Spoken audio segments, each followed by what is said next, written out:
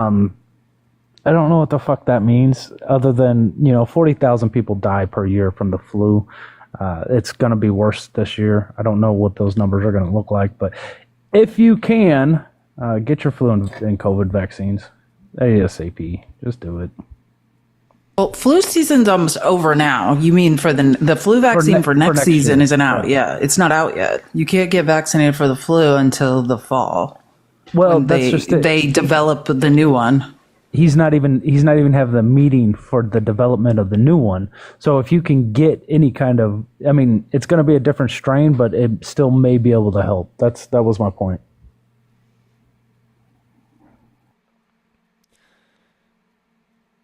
Woof, woof, woof. Guys, if you are a Trump supporter, come up and debate. Come tell us why you like Trump. God, this really annoying man was harassing me during my live today. I should have I have a new thing. I realized at the end, I'm just going to tell people, your Trump people, the men that harass me, I'm just going to give them your TikTok name and be like, I am going to block you here, but if you want to say dumb things to me, you can say it. Well, Pickles lives. Like, that's why I should have said that. He literally came back with 4 different accounts. It was like, surprise, I'm back, to say dumb things. Here we go. Yellow. Hello, Pickles GG's. Hello, are you a Trump supporter? I don't know what I support, but I don't know what that picture is that you have there. Is it supposed to be like the volleyball hand? No, I don't know. Honestly, I don't know what it is, but it's like a smiley face that grew a double chin that has clown makeup. Oh, okay. Fantastic drawing. What are we talking about here? What's the conversation? If people like Trump, I ask them why they like Trump. And then what happens after that? Then you prepare your digital anus. I'm just kidding. I only have a physical one, thank you. I debate you on those things. I'm not here to talk about my anus with Pickles GG's. Well, that's no fun. It's Friday night, bud. That's what we do. That's true. It's true. Well, it depends where you're from, really. Where is it night where you are? It's 5:30, so not really. Well, it's not really night, is it? No. It's the afternoon. Having your dinner. Why aren't you having your dinner? What's wrong? No, I had nerds for dinner. That's not enough. You need to have some nutrition. We need to. It's probably why your sight's gone. We need to eat some more carrots, really. We've got 3 people. Yeah. Okay. Cool. Yeah, go get your beans and toast. Get out of here. Can you hear me? Yeah. Are you a Trump supporter? No, but I just want to say one thing. I'm 19, and out of everything I've learned about America, the thing he was doing with the Trump Zelensky press, whatever was going on, is the most disgusting thing I've ever seen anyone do, especially by any president. Appreciate it. He's an unintelligent weirdo who paints himself with orange makeup every day. He's deeply insecure and a pathological liar and a malignant narcissist. So yeah, like it's quite embarrassing. And that's why it's nighttime in America, because we've been through a lot today. We are watching our country be sold out. Yellow. Goldie? Gold digger. I think your microphone's real bad right now. Are we in a womb? What the fuck Is that better? That's a little better. Okay, I'm 32, so we're good to go. I am not a Trump supporter, but I do have one thing to say. I don't necessarily think that he sucks for one important reason, and that is assuming that we survive the next 4 years as a nation. I would like to think that future generations will see the distress that the United States experienced under him, and moving forward, we'll see a better environment politically. Is that something that you would agree with, or do you think that regardless... You're the second person to say that today, actually. Yeah. I mean, don't get me wrong. I think that it's abysmal, but we're here now. There's nothing we can do to stop it. So you got to live in the environment that we're in. But the only good takeaway from Trump is that assuming that we survive the next 4 years, either one thing will happen, which is civil war, or two, we'll have enough political motivation on the left side that we'll be able to overcome these obstacles in the futures. Is this something that you would agree with, or is this something that you don't necessarily think is of any value? I don't know. I give it a little bit of value. Like I'm not sure if we'll do elections after this, and I also don't see that the MAGA crowd is regretting their vote at all. Yeah, I would agree with that. And there is the concern about the constitutional changes. If he attempts to run for a third term, I think that's grounds for a civil war, large and far. I don't know. It's a scary world we live in. Listen, I think to a degree you're right, though. Like, I think it's like the thing is this, like the MAGA cult, like the 20% probably that are in complete cognitive dissonance and in an information silo and are dead set on staying there. Yeah, like it probably won't move them. But like, if anything, right, like for mathematically, what it will happen domestically, so Trump can rob our country and there can be a huge transfer of wealth to the top of the economy, will affect disproportionately poor and middle-class white people in the South. So like, I think, I think there is some backlash that is happening where people are saying, like, there's a Washington Post exclusive article about this woman who voted for Trump. And she's saying like, hey, like I work in the national parks. I've lost my job. He promised free IVF. And now I just read that like, oh, he's not going to give people free IVF. And I thought like, I can't conceive naturally, so I thought that might help me conceive. But actually, I did conceive naturally, and now he took away like my health insurance and my job and my maternity leave, and this sucks.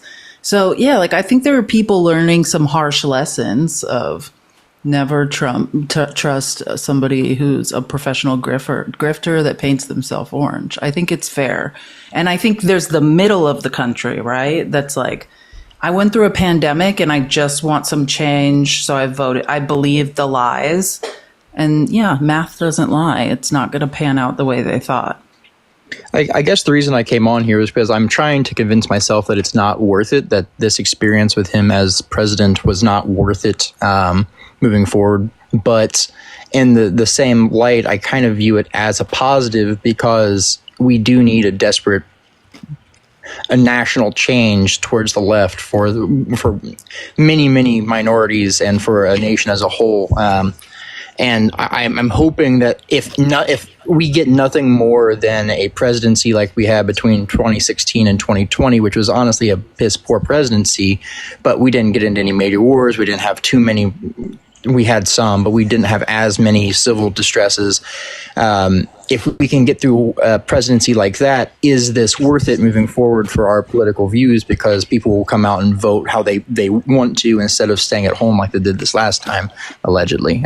In your guys' opinions, is that worth it, or do you foresee this being not worth it? I think people forget quickly. Like maybe the next election, if we have one, yeah, they'll vote Trump out. But they quickly forgot like 4 years after. Well, no, it's not like, let's just say this, like, was 1940s Germany and the Holocaust worth there was like, let's say there was 60 or 70 years where Europe was really sure that they never wanted to move back towards fascism. And now we see European Parliament, and now we see the shift, right? They're moving towards fascism again. Mussolini's granddaughter is effing running Italy. And like the AfD in Germany, thanks to Elmo, just won 152 seats. So yeah, like I do think like, in a way, sometimes, unfortunately, people only learn the hard way. Like I mean, I don't. I can read and analyze numbers, so I don't need to learn the hard way. But I do think there are people that do. Yeah. So I think what you're talking about is just, it's pretty much accelerationism. And yeah, like I'm a leftist, right? I understand that we need a revolution in this country, but I don't see marginalized communities not being completely annihilated in like a accelerationist kind of ideology. There's other ways we can do this, and this stomping on the gas pedal towards fascism isn't the best way to do. Like, we've already seen the paper genocide of the transgender community, and that was just within the first month. So like, this isn't going to be well for marginalized communities. I think there's better ways we could have accomplished this, but we're already on the road, so fuck. Yeah, we're already on the road. And to reiterate your statement, it's not just the trans community, but you also have just constitutional rights being discarded with his executive orders that are stomping over constitutional rights.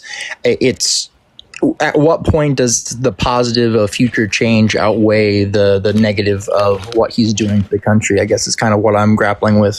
I was kind of looking for your guys' feedback from that. Where do you see his administration being worth it versus not worth it if in the future we have a more left-leaning society? This is the thing. I don't think there's anything good about this, right? And it is women that are going to suffer. It is minority groups. It is, you know what I mean? Like, there's nothing good about it. But I think there is an unintended consequence or outcome that will be that people are going to move left, right? Like, because the people who aren't, right, like the first to die are always the people on the front lines. It's going to be women, because the maternal mortality rate and sepsis rates are skyrocketing in maternal health deserts. It's going to be the trans community. It's going to be the LGBTQIA. It's going to be black and brown people, you know, like that. So there's going to be people who will lose their lives. And unfortunately, a lot of the people whose votes aren't suppressed and who are unmoved by information that was being disseminated in the public or being buying into misinformation and disinformation, right? Like, people say, like, you can say, and I do this, like, I just spent 4 hours teaching people, and I'm thinking, I get angry at uneducated people, and I'm just at the point where I'm like, everyone needs to pick up a book and read. But I don't deny, as someone who used to work in advertising, overcoming the amount of misinformation and disinformation. The richest man in the world spreading misinformation and disinformation 24 hours a day with 250 million followers. It's a very hard thing to overcome. I think people fell victim to it. And hopefully the hard lessons that will be learned, where it's like, oh, your kids aren't going to have money for SNAP, and your health insurance is gone, and your job is gone. Like, that might be the way people might need to say, oh shit, maybe I was lied to. So yeah, I think a lot of mediocre, middle class, Republican white folk need to read. What's up, Slim? Are you a Trump supporter? No. Well, let's say I was when I was younger, maybe 4 or 5 years back. I wasn't as informed, and I was sort of like let's say like I was in that like right-wing pipeline of like, it started off in like middle school with like SJW videos. I'm sure you've heard of them. And it kind of just went down the rabbit hole of that. But I was never really like a big Trump guy. Like, I tolerated him. I didn't really care what he did. But election day was like the scariest shit I have ever seen. Like, genuinely terrified me when I was watching that election day. And I want to ask you like a quick question. How do you think, just generally as like people, it doesn't even have to be like big, like, I hate Trump, this, that, but how do we move forward when a guy like Trump, a guy like Elon Musk, they don't even care that they're spewing lies? Like, they will say the most insane, out of left field shit. They don't care. And then the next day you ask them about it, you press them on it, they'll deny it like it never happened. Like, and it's not even to the point where you can say, oh, he's just a liar, this, that, this, that. they will do it without any shame at all. I don't know. Because I think that's the biggest I don't know. Because I don't think we've really ever seen anybody, at least a sitting president, who will lie without, like, even taking a breath. He will just spew lies. He doesn't care who hears it. He doesn't care if he gets pressed on it. He will just spew lies. And, you know, I think that's just the biggest issue that I see. So, like, what are your thoughts on that? I don't know. I appreciate you guys coming up. All the friendlies that have been coming up. I agree with you guys, but we have too many people watching right now to take on friendlies. It's like, what do we do? That's not really an interesting conversation. There's not much you can do besides what we're doing right now. It's like, try to debunk these things and hold our politicians accountable with votes. Try to make as many people aware as we possibly can that these things are lies. Chat, if you're a MAGA, you want to debate, town hall. We need call your Congress people. We need to loudly make noise, right? We're all about to a huge transfer of wealth to the top of the economy is about to happen, and we need to literally do anything we can to call attention to it. We may not be able to stop it because Republicans, who were, as far as I know, originally born with spines, their spines seem to have disintegrated while in real time somehow. I did not know you could live without a spine, but that seems to be the case. So it is up to the American people. Like today, there's a boycott going on. Don't buy anything, right? Like just stay aware. Harass Congress people. Like I live in I live in Arizona, pretty red state. We have blue senators and like a blue governor, but like our state legislature and most of our representatives are full on MAGA. And it's like, let them know, call everyone in your district or not and say, you will not be reelected. You are robbing us blind. Like make them uncomfortable. You see all these town halls, attend town halls. Organize a town hall. Get your local representative to show up. Like, how powerful is this content of people asking why Republicans don't have spines and are allowing us to be robbed? Like, yes, we did see how Trump treated Zelensky. It is disgusting. Trump is a disgusting individual.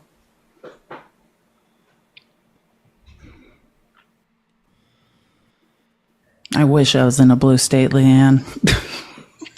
Tap the screen. Let's get to 200K. Everyone share the live with like 10 people. If you happen to follow Republicans you don't like, share the live with them. Let's get some people in here and some activity.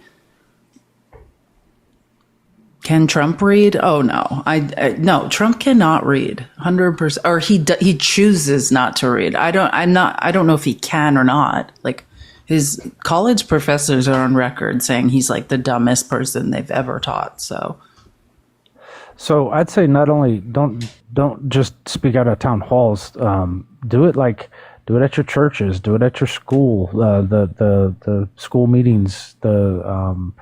Go to at your barber shop. The barber shop is a perfect place to do it. I always talk shit. I'm always talking socialist policies and stuff at barber shops. I convinced a whole bunch of, there's one guy specifically, he was Republican, clearly. Everybody else is kind of just, they don't give a shit. But I convinced a whole barber shop full of people that universal health care is a good thing.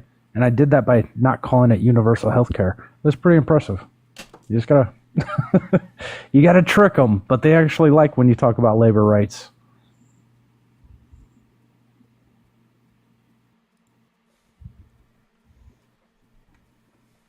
The local quick store. There you go.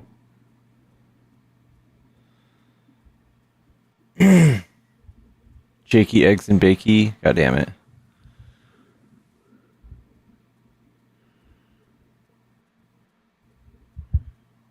Guys, if you're a Trump supporter, come and hop in the box. I dare someone else to manage the box. Come on, Pickles, my boy. I'm a mod now. I can look at it.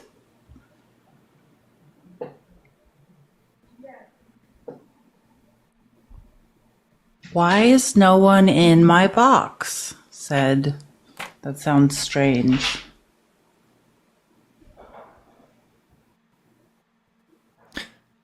Phrasing. It's Sorry, Friday. I feel like we were in a car accident as a country all together at once. guys. Yeah, I knew Trump was a bad negotiator and like a child, but I just didn't know it was that bad when it can really be counted, when it came to things that mattered. We watched how old is he? Literally a toddler throw his toys out of the crib. Yeah. Forget to take a nap. Like, why didn't anyone put that old man down for his nap before he was supposed to do something important? Just have a complete emotional meltdown. Naps are incredible. Publicly, then Yeah, he took his gaslight ball. and blame it on everyone else. Then weirdo couch boy be like, this is my chance to prove to my daddy I'm better than Elmo. Like, that was the weirdest. Men are so embarrassed. Like, truly, men, you should be, if you don't feel a deep sense of shame, I question your level of intelligence. Like, a couch boy is the most embarrassing. He might be more embarrassing than Trump. He's like, this is my chance to prove I'm worth it. Like, no. You need a nap too, JD. So now all the talking points have been Ukraine's. Someone mutilating asked me why I hate men. I absolutely don't hate men. I hate insecure men that can't read. I don't hate men. I don't like people that spread lies, misinformation, disinformation, waste my time, insult my intelligence. There's plenty of women who do that as well. Just don't waste my time or insult my intelligence.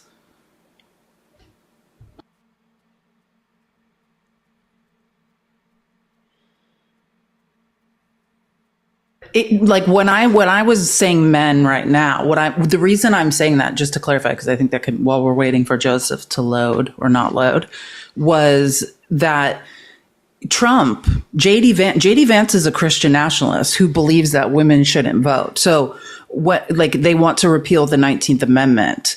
So what I'm saying is, when you are the men accusing women of being emotional, too emotional, in fact, to be in positions of leadership, or saying women only have jobs because of DEI, even though we know the most educated cross-section of America is in fact black women.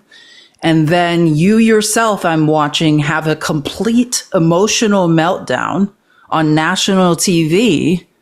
That is what I'm questioning. I'm talking about the hypocrisy of men saying women are emotional while forgetting to take a nap and having an elderly man that paints himself orange every day having an emotional meltdown. That's what I'm bringing up. Men don't understand this. Anger is an emotion. It's in fact the most base emotion. So some men think, oh, if I punch someone in the face, that's manly. No, you're having an emotional meltdown. Hey, Felice, you know it'd be a fun game?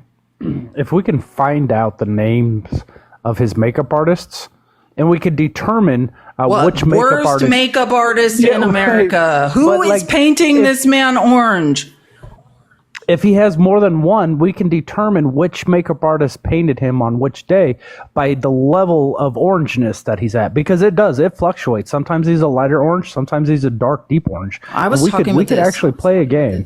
Midas Touch is tracking Trump's orangeness like it's like a terror threat level. Like they are using, like the gradients of color. Like they track, they match Trump's orange face with like the gradients of color and the name. It is hilarious.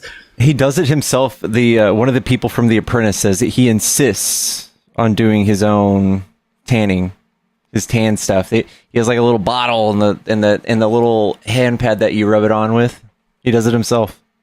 Insists. No, I've pointed this out a lot, but like this is my thing. All I hear, or actual men that are very good at putting on makeup and look good, right? And then all I hear from Republican men who look like weird sex blow-up dolls out of control. Like Matt Gaetz comes to mind. Like, who has more makeup on them and filler and Botox than Matt Gaetz? And then I'm supposed to listen to these same men who have a full face of makeup on tell me that men with makeup on shouldn't be telling people stories. Isn't that what Trump does 24 hours a day, is tell stories with makeup on? Yep. It's the strangest shit in the world. Like, why don't you scrub your makeup off, Trump, and then tell men not to put makeup on? It's super and meanwhile, Jack Sparrow / JD Vance, like, take off the eyeliner, you weirdo. Why do you have we're not putting eyeliner on our under eyes anymore? It's not 1992. Like, it's so strange. Meanwhile, just screaming that there's something wrong with men in makeup with a full face of makeup.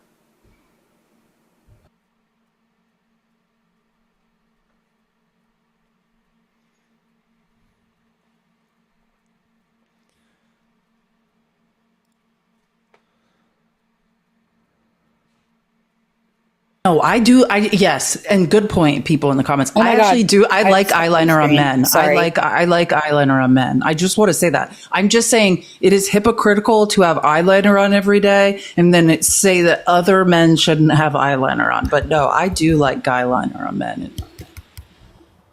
How do I leave? Oh, was it an accident? I was tapping on the screen. Oh, okay. I got you. I'm sorry. Get me out of here. Hello? I don't like to hang out with myself some days, so that was understandable. She could not get out of here fast enough. She's like, God, get me away from these people. Hello?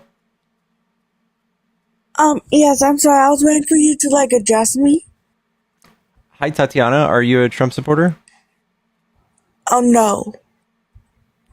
All right. I want to debate Trump supporters. Oh, okay. Well, I'm not looking for any more panelists right now, but I appreciate you. Oh, okay. I hope you have a good night. You too.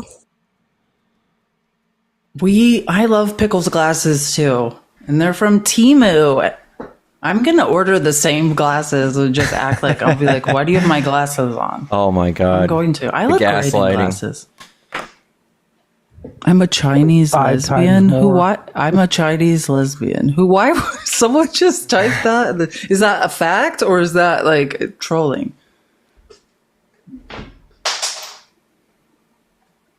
I'm sorry. I was reading the chat. I'm not making that as a statement. That is something someone typed.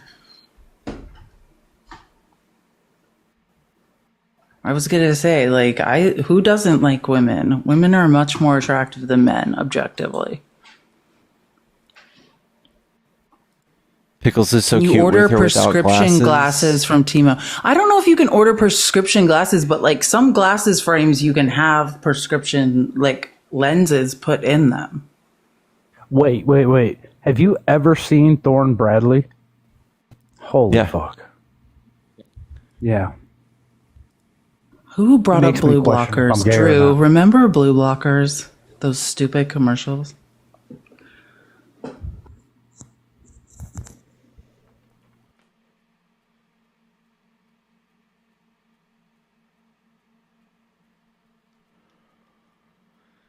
What do I've never had blue light glasses. What are they doing? They're just protecting you from the computer light.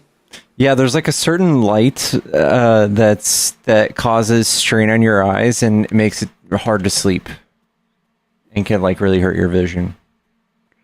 Oh, I get it. I was saying women are more beautiful than men, and then someone said you've never seen Timothée Chalamet. Timothée Chalamet is beautiful. I do agree. Well, that's what I was saying about Thorne Bradley. No, there are some beautiful. It's not, you guys, it's a general, as a whole, in general. Have you guys ever felt a woman? We're really soft, we're really attractive. It's a great experience, just in general. Don't you guys all like women? Frankly, I felt a lot of women. Frankly, I felt. Oh yeah, let's talk to Trump. Trump, do you want to explain what you were doing earlier? Well, earlier I just got off the meeting with Lindsey Graham. She was hot, as always. She's always beautiful. Lindsey's a great person. And, I've had a lot of things done today. We had to do some great things. I was at the table with, what's his name? John Zelensky. He's a great guy. Zelensky, we talked a lot. And Zelensky, he was quite mean to me, frankly. He's a rude guy. I've been doing a lot of things for him, and he sat there and he tried to disrespect me and James Donald. JD's a great guy, and he sat there and he tried to do a lot of things, and I don't like Vlad. Vlad's gotten on my nerves now. Zelensky, he's been doing a lot of things, and he's pissing me off. Let me tell you.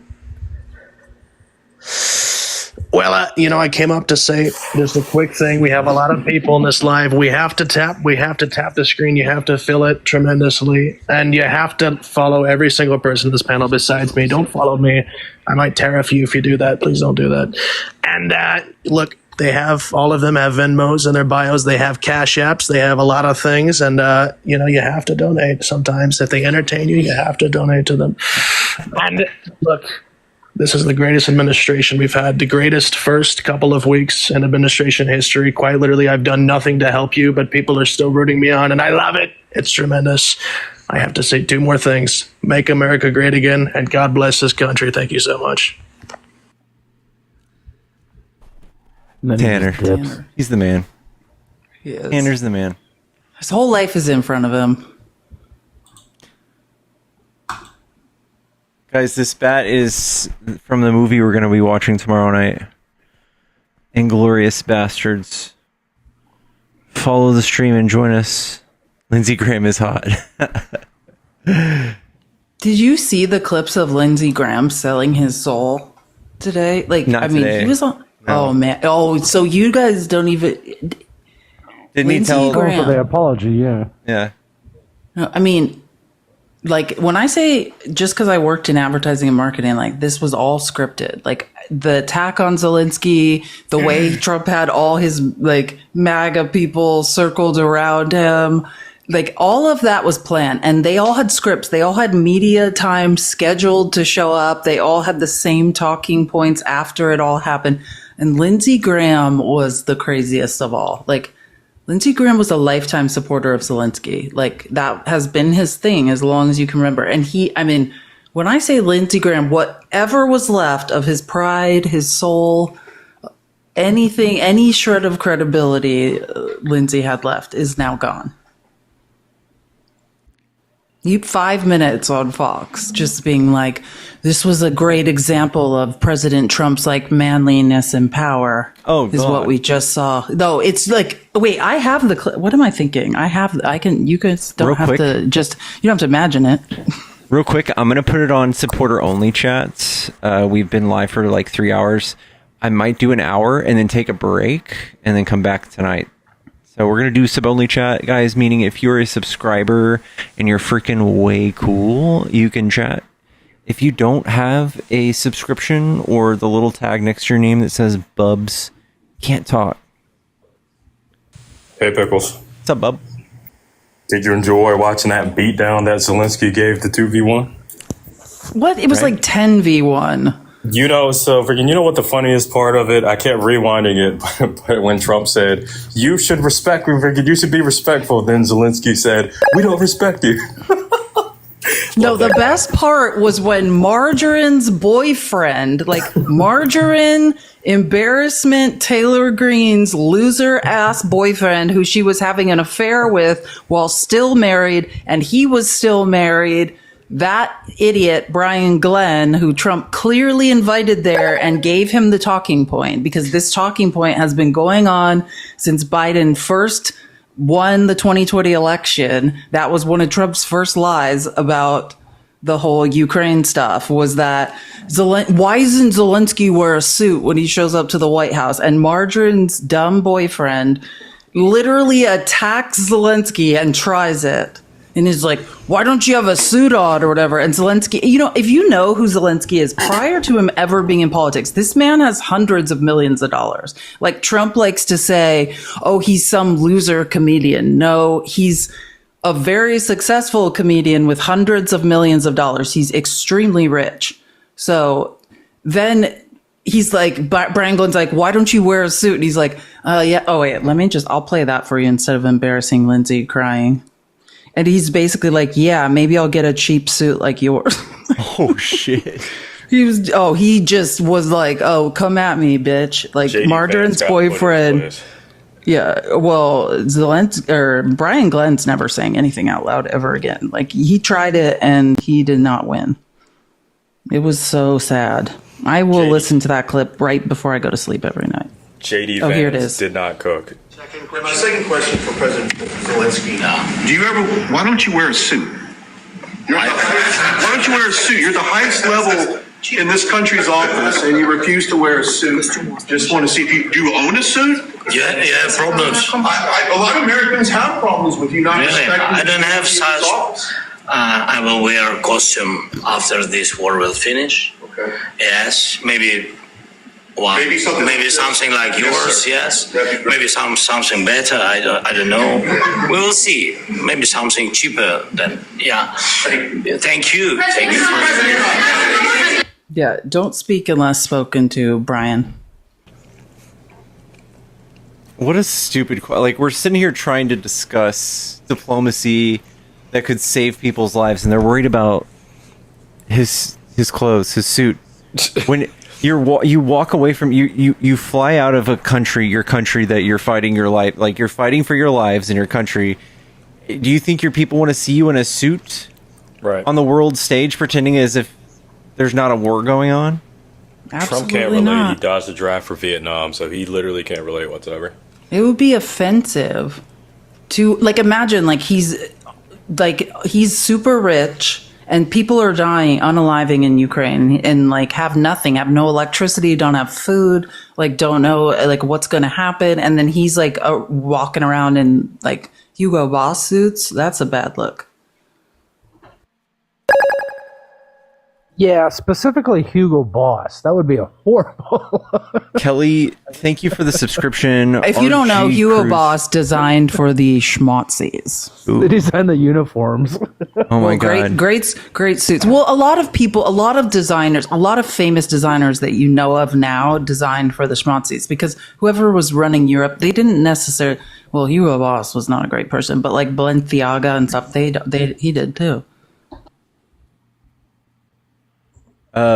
Kelly, thank you for the subscription, and RJ Cruz, thank you for the gifted, and Breen Girl, thank you for the subscription. Thank you guys. Yeah, Coco Chanel had some ideas that were super scary.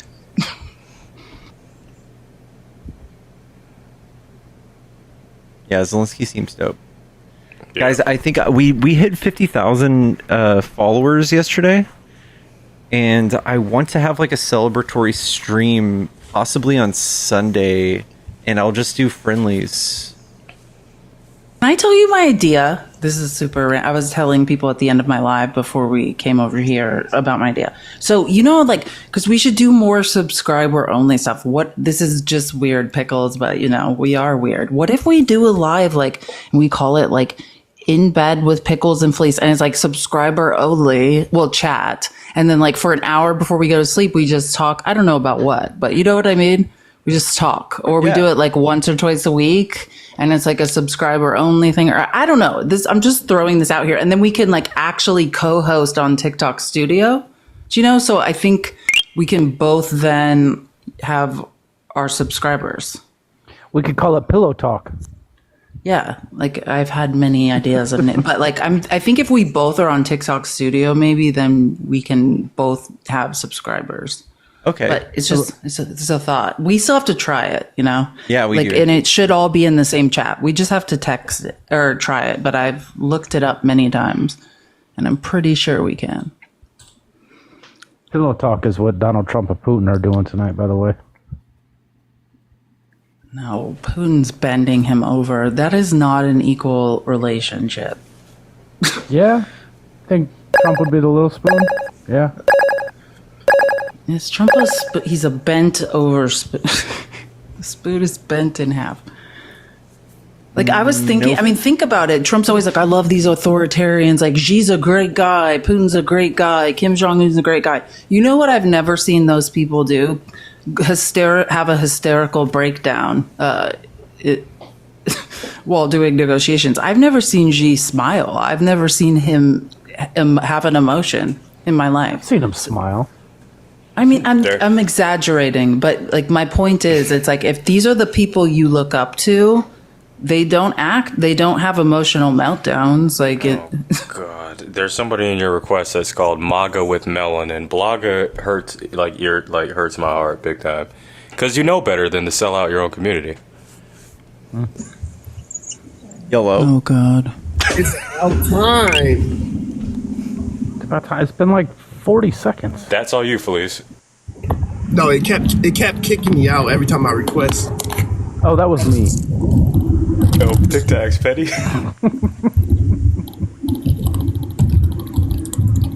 All right, so what do you want? Can you hear me?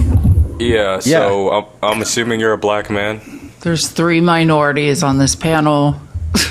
So let's just have a conversation between 2 black men, right? Why on earth would you vote for the racist? I am. Yeah, so am I.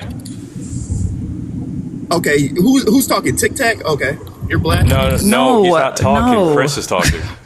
The person. Raise your hand if you are part African American. Pickles, raise your hand. You're like one of those Elon Musk Africans. Oh, chill. No, just wait. Okay, so MAGA, let's have a conversation between two black men.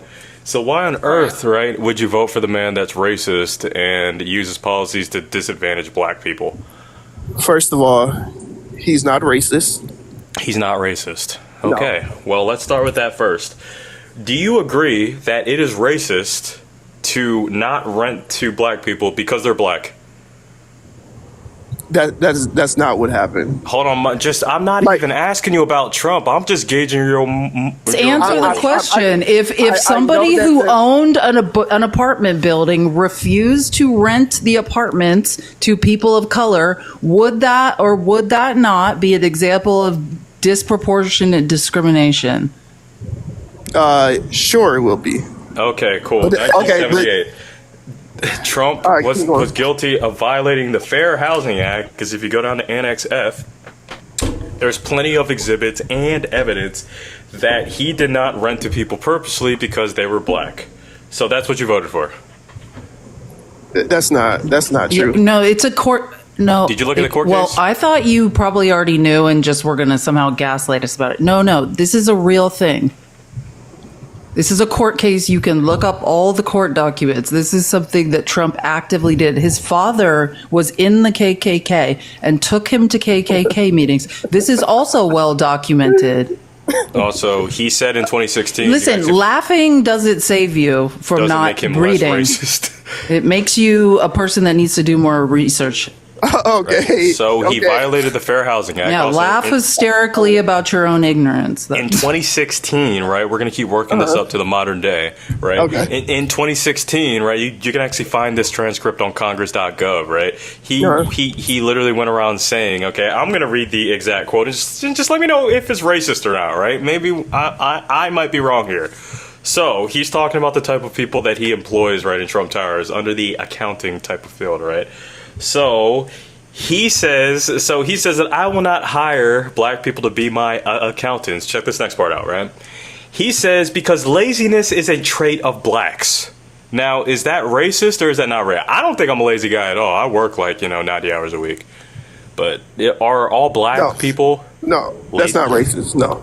That's not racist to say that he would not hire black people to count his money. Because laziness is a trait of blacks, stereotyping all black people, saying that they're all lazy with no sufficient evidence. That's not racist. Everybody stereotypes.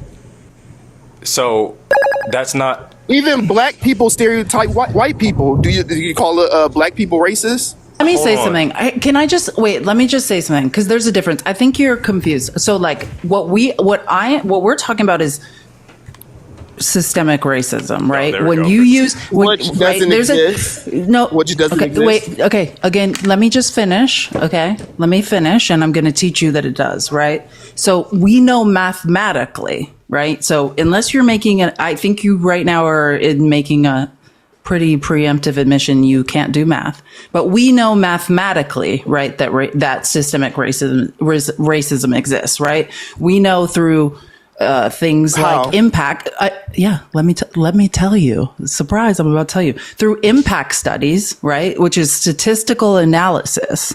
That statistically there are groups of people in this country who are disproportionately discriminated against, and that is what you think doesn't exist. And when you just read memes on the internet and you're delusional, Right. and then you wait. Let me just finish. I'm just going to land the plane really quick. Then you've been told, oh, racism doesn't exist. We're not talking about Billy Bob in the South and how he feels in his heart. I'm talking about legislation, right? I don't believe, like, as a black man necessarily, that you're out here in your heart thinking, F all black people. What the issue is that the Conservative Party, right, their legislation is meant to disproportionately disenfranchise mathematically and discriminate against brown and black people, right? Through things like voter suppression. Negative. Okay, these are mathematical facts through statistical analysis. Systematically, I have the same So again, advantage. I'm not asking you for your opinion. I am telling you mathematically what legislation, conservative legislation, is doing. Listen, I'm talking to you from experience. If you line up a white guy, I'm not you line asking up for a your black guy, anecdotal experience. We have the Listen, same opportunity. Hey, to debate become is whatever. not about your anecdotal first-person experience. That's the difference. All right, listen. I understand you're saying I feel like. So just No, start it's not your I statements feel with like. I feel like. It's not what I feel like. Conservatives aren't racist. I'm telling you mathematically, through statistical analysis and impact studies, we know that conservative legislation disproportionately discriminates or suppresses, erases the rights of brown and black people in this country. Okay. So how do you have? So you are successful voting black for and brown people in yourself this country? If it's systematically disadvantaged, You said, how all do black you and have? brown Well, people- Chris is one. Okay. It's not, it doesn't mean that, listen, there are outliers, right? The chips can be stacked against you, and against all odds, someone could succeed. It's just statistically, it is much harder. Do you I think you just have a misunderstanding of mathematics. Give me examples. Give me some examples. Oh, thanks, Felice. That was heartwarming, by the way.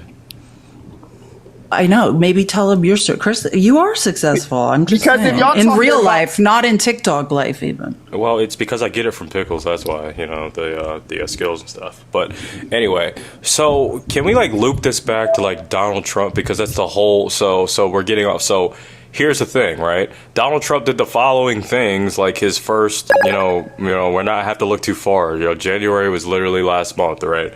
He literally used an executive order to repeal President Johnson's executive order 11642, which was put as a hedge, and that was made in 1964, right before the Civil Rights Act, to hedge against people discriminating against federal employees. It doesn't get any more blatant. Plus, on top of that, he doesn't really have a good history. He downgraded the amount of HBCU money compared to Obama and Biden-Harris, right?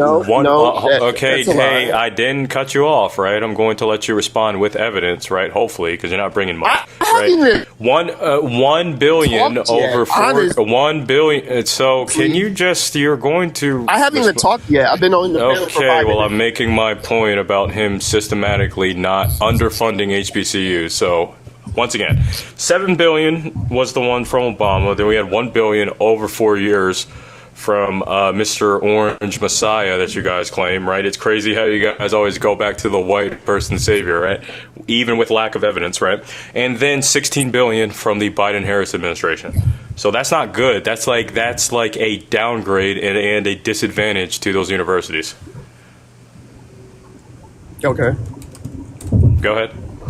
So he's racist because of that.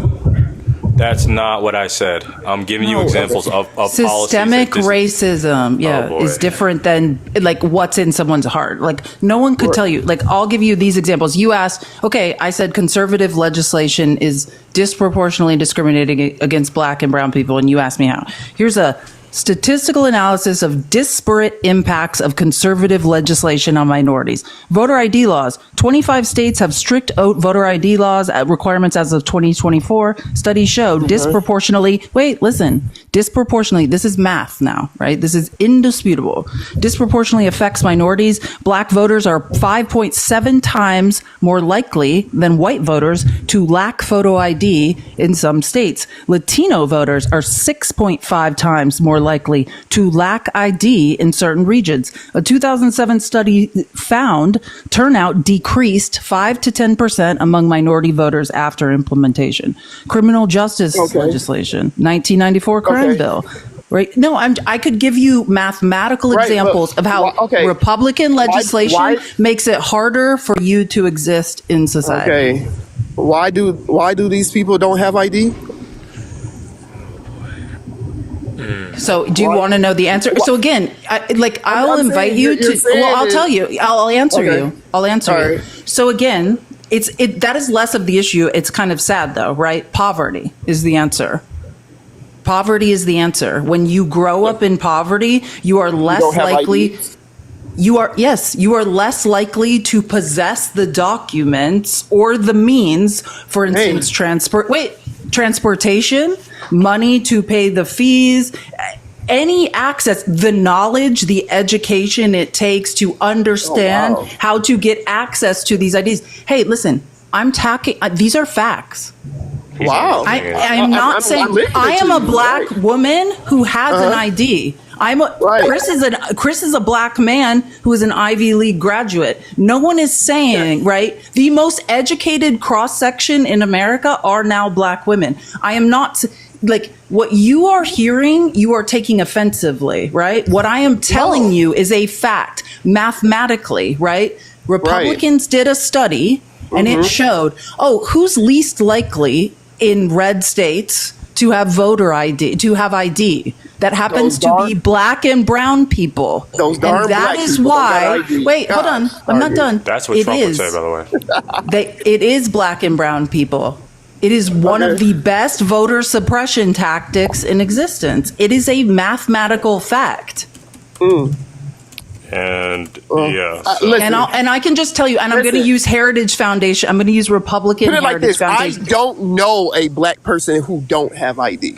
Okay, so, that's your anecdotal experience. I do know black people because I grew up in Baltimore. I do know black people that don't have ID. Why? So why don't they have ID? You see for the exact exact reasons, right? And for those exact reasons that she literally just mentioned. So your anecdotal experience doesn't speak on the 40 million, right, black people in America. Like that is not speaking for the aggregate. Listen, like all this stuff that you're saying is, it's mathematical and statistical fact. It doesn't matter. It doesn't matter. That's what I'm saying. Okay, so again, I'm speaking in indisputable mathematical facts, and your response is, I don't personally know anybody who doesn't have an ID. Because if this is such big facts, and he won the election, it is statistical fact because they didn't have. Oh ID. yeah, do you want voters? Do you want black voter suppression numbers? It is a fact that Donald Trump won the election through black and brown voter suppression. Listen, after he's been villainizing, you can look those numbers up. Campaign. Like, first of all, you do realize that Trump, all the way up to like when he won the election, was still making racist comments about black people. February 2024. I'm sure this organization will never invite him to be a keynote speaker because what he said was racist as hell, by the way. He said a quote, and I'm going to see if you think, you disregarded the first racist quote. Maybe you misheard. Let's see if the second one you can ignore this, and then we're going to see if you actually sold out your community or not. Trump quotes, "The thing that me and black voters have in common is that we are felons." Are all black voters felons? Because I'm damn sure not one. Hey, most of them. Can you Oh cool, my can you God, take that? No, wait, you- no, wait, no, please, Hey, please, if y'all please, please, talking- watch this, if watch this, y'all watch this. talking MAGA, medical hey, facts.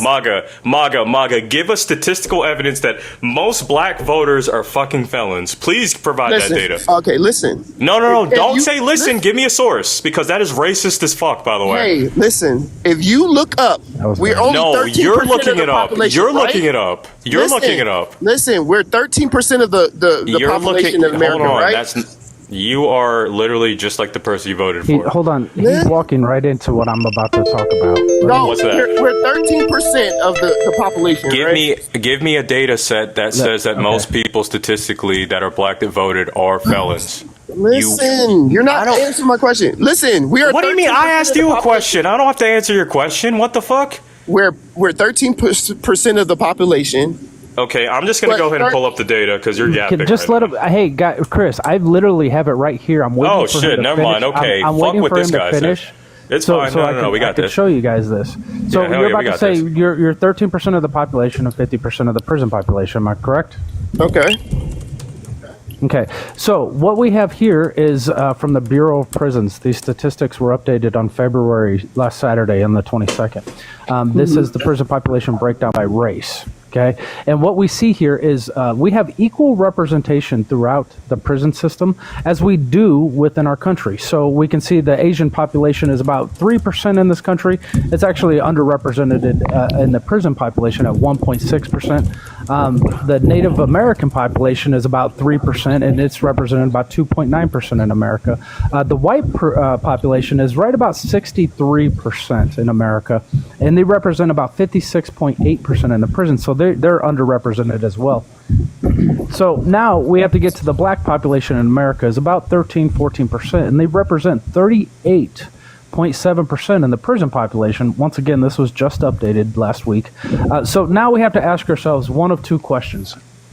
Because we can look around the world, the entire world, and we can see other countries have equal representation in their prison population as they do in their country, right? Everywhere in the world, if the black population is at let's say 20%, the prison representation is right about 20%. So we have to ask ourselves one of two questions. Are black people in America, and only in America, violent, or do the laws disproportionately affect black people in America? Because we do not see these representations anywhere else in the world. So I'll just put that question on you. Are black people in America violent, or do the laws disproportionately affect black people? Tic Tac in the chat, guys. Definitely, black people are more violent. Definitely. Cool. What data do you Who have to hurt? substantiate? God, man, I'm so. Listen, I have the data. I have this data. So can I just use actual mathematics to tell you the truth? No, that's wrong answer. Again, black man disappointing us. I'm going to give you the math because you're not allowed to lie on. You're not lying on black people right now. So Right. again, key statistics on racial disparities in policing. Learn how math works. Traffic stops and searches. Black drivers are approximately 20% more likely to be stopped by police than white drivers. Once stopped, black drivers are searched at rates 1.5 to 2 times higher than white drivers, despite contraband being found less frequently on their persons. A 2020 Stanford study analyzing nearly 100 million traffic stops, that's a huge data set if you understood math, which we already know that you do not. 100 million traffic stops is a huge data set. Found that black drivers were stopped at higher rates during daylight hours. Do you get that? Because it is racism, because they can see in the cars. And when it became dark, they were pulled over at comparable rates again to white people because they could not see. No, I'm not done yet. Who was inside the car? Again, use of force. Black Americans are 2.5 to 3 times more likely to experience force during police encounters compared to white Americans. A 2019 study in the Proceedings of the National Academy of Sciences found that black men face approximately a 1 in 1,000 risk of being unalived by police over their lifetime compared to a 1 in 2,500 risk for white men. Black Americans are arrested at 2.6 times the rate of white Americans, despite similar rates of illicit substance use across racial groups. Black Americans are 3.7 times more likely to be arrested for the devil's lettuce possession. Black Americans represent approximately 13% of the U.S. population, but make up 38% of the prison population. If you don't understand this, your claims are all incorrect. All right, I understand that. Listen, when I wake up and go out in the world, I'm not worried about getting Your stopped. personal experience doesn't fucking matter. Okay, but I'm saying if these people are going to jail, if these black people are going to jail, that means they were breaking the law, correct? Yes or no? No, because have you ever heard of exoneration? Actually, mathematically, I just proved to you the exact opposite. Listen, well, all we've learned is that you can't listen. That's getting caught with drugs. Okay, so don't say that. Hey, don't say those that words. word. You You're can't gonna get say us taken those down. things. Yeah, math proves the exact opposite. That white men actually that have illicit substances on them during searches are less likely to be charged and incarcerated, whereas black men with nothing on them are more likely to be the victims of violence, charged, and incarcerated. You are completely wrong. All of your feelings, how you feel, and what you've convinced yourself, like, which it's called hyperassimilation, it's a psychological thing. I get it. However, whatever you have to tell yourself to survive in society, my dad is like you. My dad voted for Donald Trump. He's a black man. He's half black, half indigenous. I get it. Like, you convince yourself of certain things to survive. They are just not true. Plus, I guarantee you he doesn't know the exoneration rates either, which is honestly, that debunks his whole argument. But guys, this is what happens when you vote for Trump. You turn into a self-hating black man that literally wants to sell his own community out because of rumors, stories, and fucking propaganda from somebody that's racist themselves. Disgusting. Pickles over here taking a debate nap. Yeah, no, Felice is over here shredding this man up, but I see Pickles. It's a survival strategy, though. Like, listen, I have more empathy than that. Like, I'm not going to tell any minority how to survive in society. Like, we've all experienced untold traumas. Even if you don't know you have. So, like, it's harder for me to be like, you know, self-hating black man, whatever. Like, well, a little bit, but, you know, like, hey, you're just surviving in a society that you were not meant to survive in. Whether you know it or not, your vote is, the legislation you are voting for is literally socially engineering you out of existence. That mathematically, that's all you should think about. I'm still hung up on the fact he said just black people in America and only in America are violent. That was fucking wild, man. That was like, you would have to show me. You would have to show me like why. How. It's cognitive dissonance. Like, this is cognitive dissonance. Yeah, like Trump says black people bad, so I must say it too. Hey. Yeah, I can hear you. Yeah, we can hear you now. If you were talking before, we didn't hear it. Oh yeah, somebody muted me, I guess. Because all right, as a black man, what can I not do as a black man that a white man can do? Oh my fucking gosh! Can we actually, like, you made I have a video. I have a video I'd like you to listen to that I was just checking out. Oh my god! Just talk. Why? No. I just like you should hear this. No, this is a MAGA podcaster that is the new FBI director, Kash Patel, his best friend. He's one of Trump's friends. He's one of the people that got that Jeffrey Epstein binder. And I just think you should hear what he was saying with another white nationalist on his podcast a couple days ago. Just, it's fine. I'm sure that it sounds like MAGA totally supports you, or they don't want you in their bathrooms or drinking out of their drinking fountains. It's one or the other. In order to have true freedom of association, you have to repeal the Civil Rights Act, because that is in literally fighting against the Constitution. The two cannot exist at the same time. Barry Goldwater even talked about that back, when this was a thing. He was talking about how the civil rights regime was going to be built out. It would end freedom of association. And ultimately, what has it given white people? No rights. It's given political prisoners, thought crimes, censorship, banning, and now we can't have our own spaces, but they can have their own black everything and be in all our white spaces. All of this because they couldn't drink in the same water fountain or use the same toilet. Was it really that big of a deal? Cass, That's what you voted for. That's MAGA. Congratulations. I don't think they want you personally. It's sounding like they do not actually want you, but they appreciate your vote. You got God. Plus, that's honestly You're talking about people. Yeah, like it's Donald definitely Trump's racist. one person. It's definitely racist Republicans. It's racist Democrats. It's racist people all over the place. So what I agree. No, I agree. Hey, I agree with that. That's true. No, So- for Okay. sure, 100%. You're right. What- No, but again, it's not. I'm not talking about who like Billy Bob from Arkansas. Like I can see into his brain and his heart, and he's a racist. I'm talking about the legislation.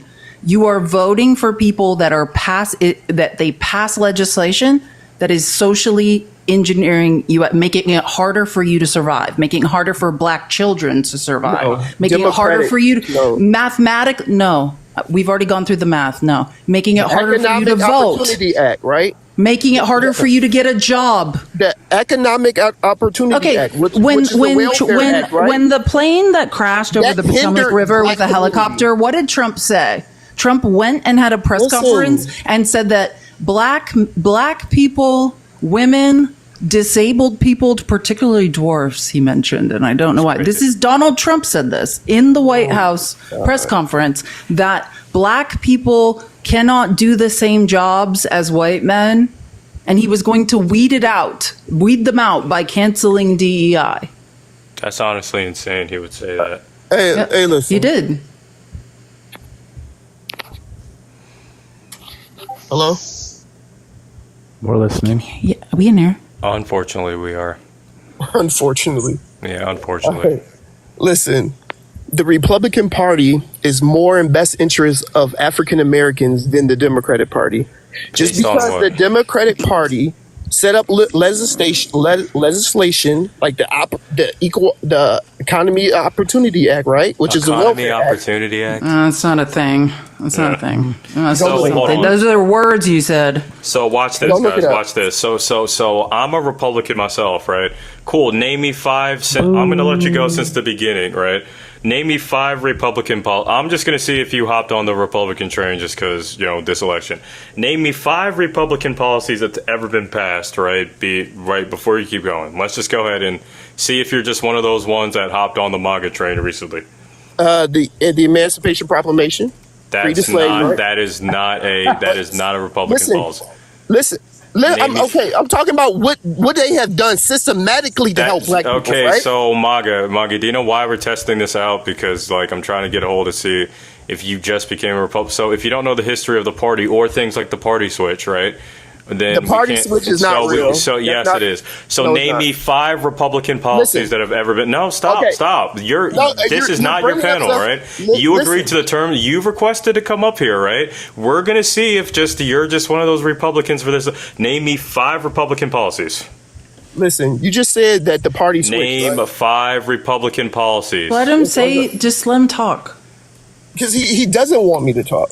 No, I know. Just Okay. say it's okay. But the party switch is real. Yes. So Emancipation Proclamation doesn't count. Just to be clear. Yeah, that would be the Dixiecrats. If you understand, well, it wasn't the Dixiecrats. That's the point. Who is now what you need to say is conservatives in the South, right? Because Republican and Democrat is confusing because of the party switch. But conservatives in the South have always were responsible for slavery. They've always been the same people doing the same things.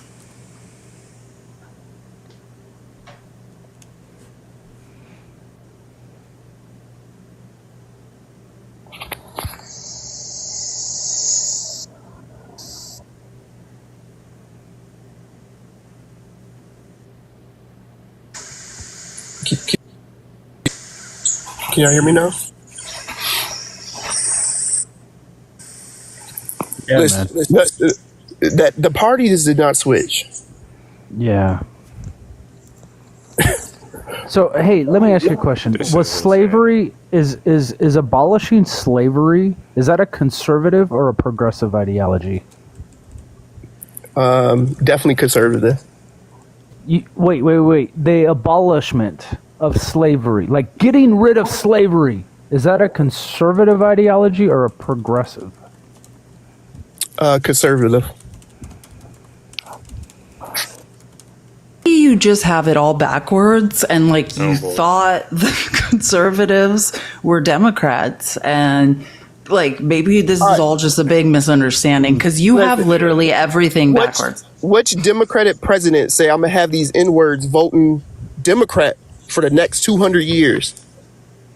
What? Was that OBJ. Did the party switch before? That was or after OBJ. that? Actually, he was the last Dixiecrat to ever hold a high office. I'd say he would be the last. So he was Republican, right?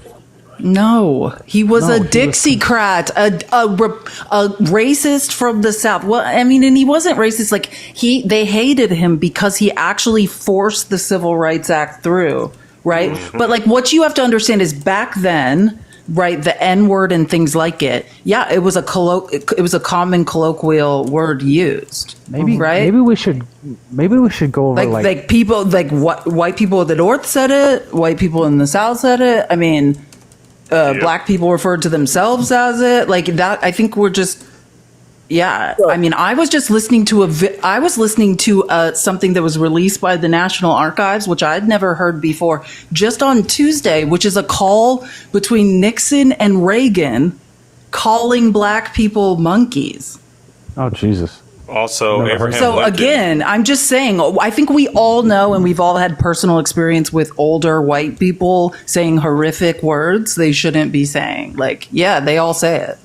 Also, Abraham Lincoln, who you guys credit for freeing slaves, which is actually inaccurate, actually said in 1862, if I could save the Union without freeing any slave, I would do it. I mean, it doesn't get any more, antithetical than that. I mean, that's honestly insane to say, but here nor there.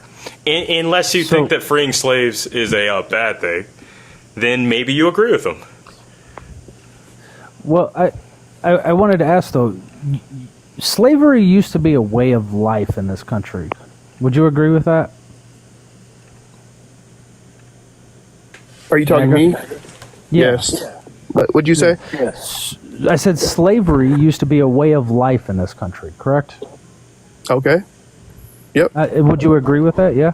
So if I wanted to conserve a way of life that used to exist in this country, what would you call that? Don't know what you call that. You understand the word conservative? But what I'm saying is right. What? So, hold on. I want to stick on this. The word conservative means you want to conserve a way of life. And the word progressive means you want to progress past or further than what you're at now. So if slavery used to be a way of life in this country and people wanted to progress past slavery, would you call that a progressive ideology or a conservative ideology?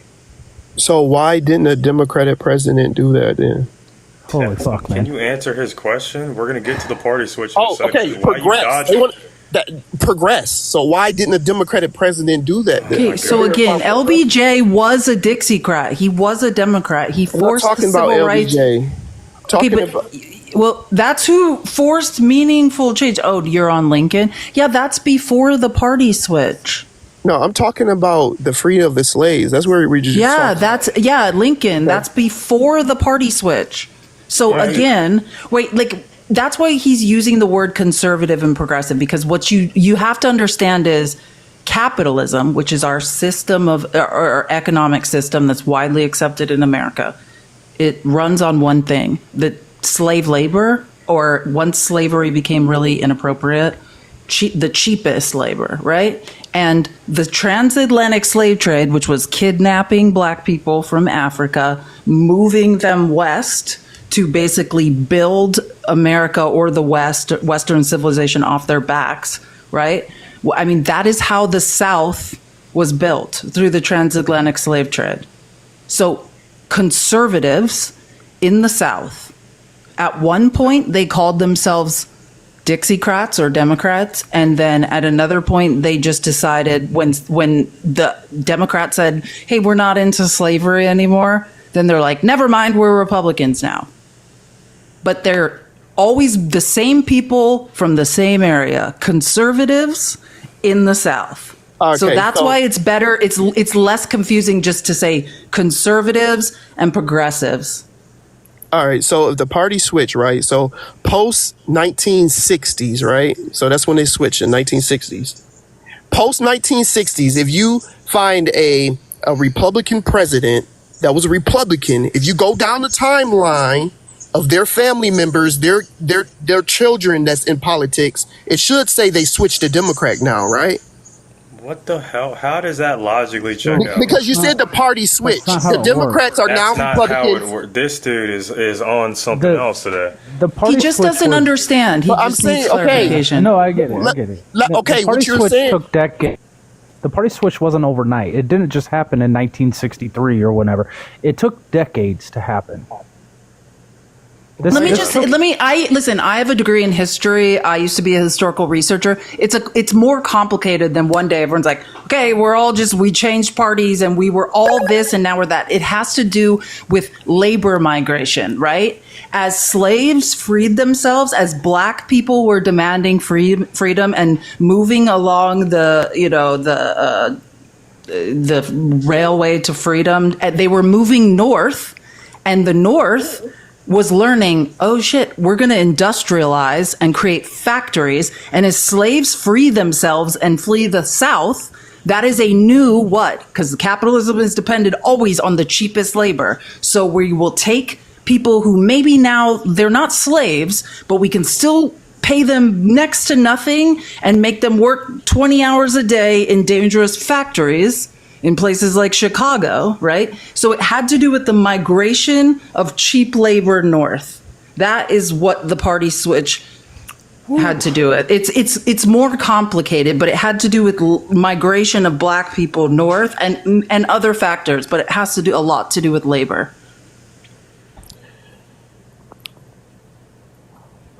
And the North realized, oh, let's incentivize black people to come up here. We could use extremely cheap labor. We would love to exploit cheap labor.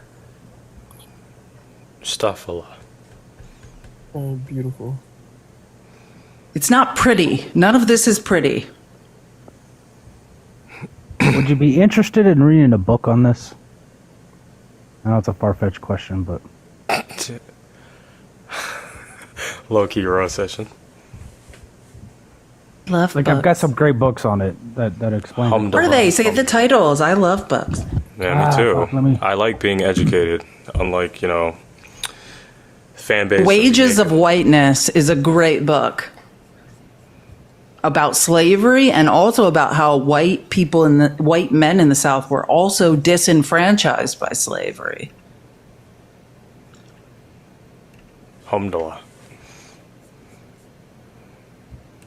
The South has the highest poverty. I mean, yeah, there's a lot of reasons, but that's because it's literally the South is still fiefdoms, right?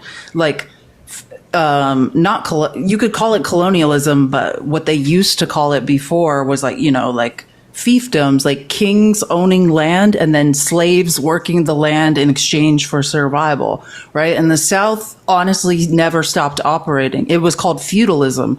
That is how the South operated. Then they moved to complete slavery. But yeah, the South is a feudal place where there are the rich and there are the unbelievably poor.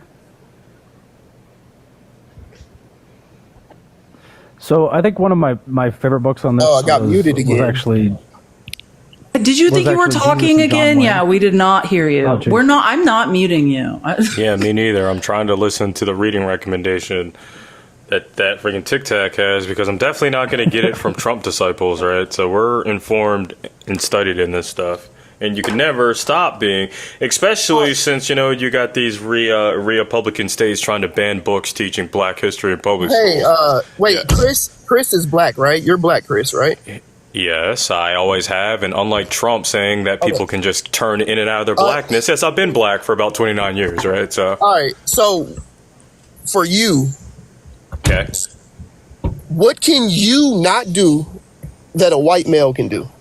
What the hell does this have to do with? No, we're going back to Donald Trump now. He started with this point, and he has learned nothing this entire time. I'm going to. So this is not your live. We're talking. This is a political. This is a political live about Donald Trump. Now you're going to start telling us what Trump's actually plans on doing to actually push the black community forward, because so far he's done stuff to disadvantage it big time, and he's not even been in for 100 days yet. Why wouldn't you answer that question I just asked you? Because it's not on topic, and you're the one that requested to come up there's here. answers to that. Like, listen, it's statistical analysis. Black people are less likely. Listen, qualified black people are less likely to be hired. Do you want to talk just about hair discrimination? Just by nature of black people's hair, right? They have fewer opportunities in society.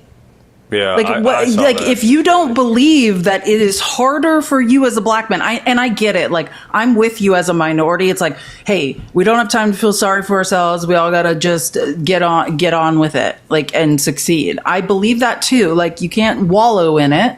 But, like, yes, it is harder for you to have upward mobility in America than it is for a white person. That is a fact. That's why I'm trying to just get on that fact. Y'all keep saying it's a fact, but not. You're not bringing any. Hold on. You brought like 0 data sets. We're doing all of your homework with things. So we're going to get back to the political live, or you can see yourself like it's almost like you're scared to like talk about what Trump's actually going to do, because he's got nothing, right? He repealed President Johnson's executive order, right? Friggin' day one. His literal budget cuts is going to literally disproportionately impact the black community. Like, you've got nothing. You had to go all the way back in a pathetic attempt, right? To you didn't even know about the party switch. So why don't you come up here and actually defend? You're wearing his hat that was probably made in Beijing somewhere. A contradiction there, like American manufacturing. Why do you have to go so far back? Can you not defend the person that you voted for? Because I'm ready to turn that whole argument upside down. This is a political live, so let's get back to it now. Okay. You want those book recommendations? Yes, please. So the first one I'd say, and this is like the obligatory, The Long Southern Strategy. It's Angie Maxwell. That one is super long, but it does get into like Strom Thurmond and Barry Goldwater. The second one I'd recommend would be Southern Strategy, which is just a quick reference book. It's got like a lot of talking points. That's by A.L. Smith. But one of my favorites is Jesus and John Wayne, and that's Kristen. I forget her last name. She's got like a French last name. Let me look it up. But that one goes into a lot of like not only the Southern Strategy, but it gets into like how the not Moms of Liberty, but the what was the Daughters of the Confederacy. Yeah, Daughters of the Confederacy. Yeah, I know. Like the early Moms of Liberty. Right. Oh, the Daughters my of gosh. Confederacy and how they took over in the southern states because of states' rights and schooling, and how they took over on the state schooling. And that one's Jesus and John Wayne, and that's Kristen Kobes Demez, Dumez is her last name. Demez. That one's a good one though. And that's a good one to understand. Like, you're saying like, oh, slavery's over. I'm talking to the Republican that supports the black man who supports Trump. Like, the education system is an example of continued Jim Crow. Yeah. Jim Crow was both laws and unofficial laws that continued slavery, continued the oppression and discrimination of black people in the South. And our current education system, especially school vouchers, is a literal example of that. Because it goes by property taxes, right? So where the most white neighborhoods are, and there's in Missouri,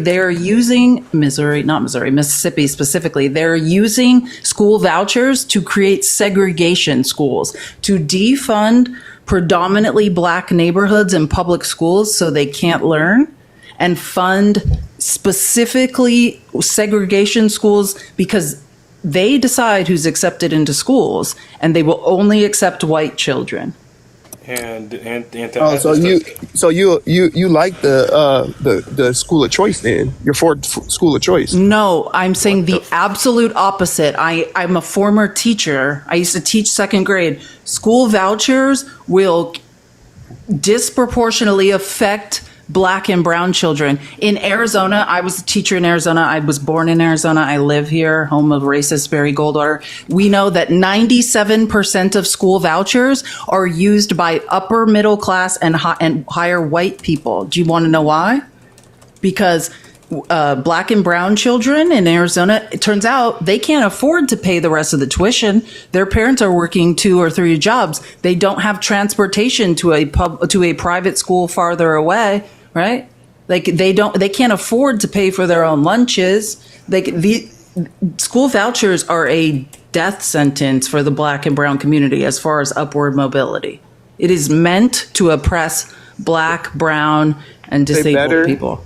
They better, get their act together. We've got 6 people in queue. Yeah, they better get their act together. Hey guys, your community of black people better get their act together. Do you have any parting words, MAGA? I think we've had enough quite a today. statement. Do you have any parting words? Nope. All right, cool. Have fun being a self-hating black man. Be safe, man. The minute that he said get the act together shows that he was not paying attention, and he's just going to continue to ignore the facts and the statistics, and that's that. Bro, he said black people are just violent in America. We've showed him. Yeah, we could have cut it off there, but the thing is, can I just say something, Chris? Don't you think it's a little hypocritical line of logic to call black men self-hating when you also debate for Palestine and they call Jews who support Palestinians self-hating Jews? No, because wait, you're talking about of me? No, I'm saying your line of logic. I'm just drawing a line of logic because I'm saying Netanyahu. They call. I thought you were talking about me. I'm like, Palestine self-hating Jews. And I'm just drawing a line of logic because I know you like Palestinian debates. I do. Free Palestine. Not accusing you of it. I'm just saying. Yo, what's up, guys? Felice, I got a question for you. So in Illinois and Chicago specifically, they have like about 100 different school districts here. So I'm interested in hearing your take on why do you think that there's 100 different school districts kind of circled and lined around communities, depending on whether they're high tax paying or low tax paying. And essentially what it does, instead of having one big school district in a very blue city like Chicago, they allow this and they perpetuate segregation in Chicago. It's one of the highest segregated school districts in America. And it's such a blue state. Everyone here, all the aldermen, all 52 of them, or all 50 are blue. Please don't do that. Please don't do the MAGA, let's take Chicago as an example of a shitty blue place. For you? No, it's not inconvenient for me. Hold on. I'll answer. The way that white people who predominantly were elected to Congress, to the legislative branch of the United States government, who decided to continue Jim Crow laws and use property taxes as a way to divide up school districts. This happened years ago where people in the North, the South, and everywhere were racist. They were recovering from a culture of literal segregation and slavery, and apartheid. Right. So you're saying it was decided, it was a strategy, right, that was used by Dixiecrats in the South to perpetuate Jim Crow. It was voted on in Congress as a nation. I mean, that's how it was decided. Yeah, right. So what I'm saying is, why do you think it's still? So it's basically the fault of. Why is the entire country still have school districts? Is that your question? No. So what I'm asking is, why do you think that here in Chicago, it's basically a remnant? No, it's not here in Chicago. So stop saying here in Chicago, do that every right? time they don't have Because I know what you're trying to do because I just want to give an example. Let me answer your question. Why do you think it still exists here? Let me answer your question. So here's the thing. Let me talk, and I want you to receive it. I want you to listen to me when I answer, right? Because if you think, because what you're trying to do is some got you and be like, oh, this blue city has school districts that go off property taxes, so that place is racist. white people, right, in rural communities in the South are being discriminated against. Rich white people are discriminating against depressed rural communities, right? It is actually worse. No, listen, average rent in major cities like Chicago actually is higher, right? The property taxes are higher. So actually, there's more money going into those schools. This is more of an issue actually in rural communities. So my point is, it is not about, right, it was a tool used for Jim Crow, like to suppress. Right. So you're saying in rural places. To segregate schools, but right, in rural areas, just as many poor white children are being discriminated against. Property taxes are unbelievably low in rural communities. So low that school districts are closing and they're being bused hours away to schools. So if you're trying to imply that this is just something happening in blue cities, that would be the most ignorant claim to make. It is, of course, absolutely not true. What I agree with you, and I didn't say that. I'm asking you, although it's been... Well, I asked and answered, as they say in court. Asked and answered. You're the one that said we're trying to fit a narrative. So why is it still prominent in a place like Chicago? So again, asked and answered, move on. Right. So like you just accused us of having narrative and we're like, but like you're up here pushing your own... And listen, just because you don't like her answer, I mean... No, she didn't answer the question. No, I answered your question. I answered your question. I answered your question. Conservatives, racists in the South, who also go by the name this is the North, or now Republicans, right? This is Illinois. It's Chicago. Hey, no, I'm telling you where this all came from. These are Jim Crow segregation laws. I'm sorry you don't understand how these laws were made. It's not the South. I'm sorry you don't understand how these laws were made. I've already answered this question. I've already answered this question. Why school districts are and why schools are funded by property taxes is a continuation of Jim Crow segregation laws. Why haven't So again, this affects people in rural communities. It affects people in why is it not urban communities. In places like Chicago? She's answered so again, your it's not something that can be fixed by city. It can't be fixed. It can't be fixed by city. It has to be. It has to be fixed in the legend. That's not what she said. Absolutely. We are stuck in segregation forever. Funding schools by property taxes. Okay. Who changes laws? Right. I'm gonna make a little mod announcement. Who changes laws? Guys, we're in a subwave right now, so let's help Pickles out. 2 more in the next 12 minutes, and we get to keep this wave going. You know, Pickles worked hard all day. Let's keep this subwave going, guys. Keep subbing. Anyway, sorry. If you want to change the way schools are funded, which they have a better idea, which is worse than what's happening now. So, and that's the crazy part. More racism, also coming from conservatives, right? The same people it's always come from. That's what school vouchers are, right? So, property taxes. Wait, let me just answer your question so you can learn something and stop just trying. I know you know one thing and you're trying to just drive down a narrative, but it's just ignorance. Like, stop and learn. After he accused us. Stop and learn. So again, property taxes, admittedly, I don't like how we fund public schools, but how we offset that, right? And this is something you clearly have no clue about. How we offset property taxes is the Department of Education, right? Through federal grants. As a teacher, when like in an underprivileged school district, right, you have access to federal money because the property taxes are so low, so the money per child is so low. So you get federal grants from the Department of Education to supplement the money that you get in property taxes. That is how we offset it. Now, conservatives are like, let's abolish that to make sure poor children all over the country, whether you're in rural white kids in the South or you are a black kid in Chicago, you get nothing. You don't have that supplemental money. What do they have now? You don't get school So you're not listening. He's not listening. So again, All yeah. So again, I'm going to say, Alex, I refuse to let you pretend you are this dumb. Listen to me. Okay, so you're not answering the question. in affluent You're school just not paying districts, where property taxes. Okay, Alex, listen to me.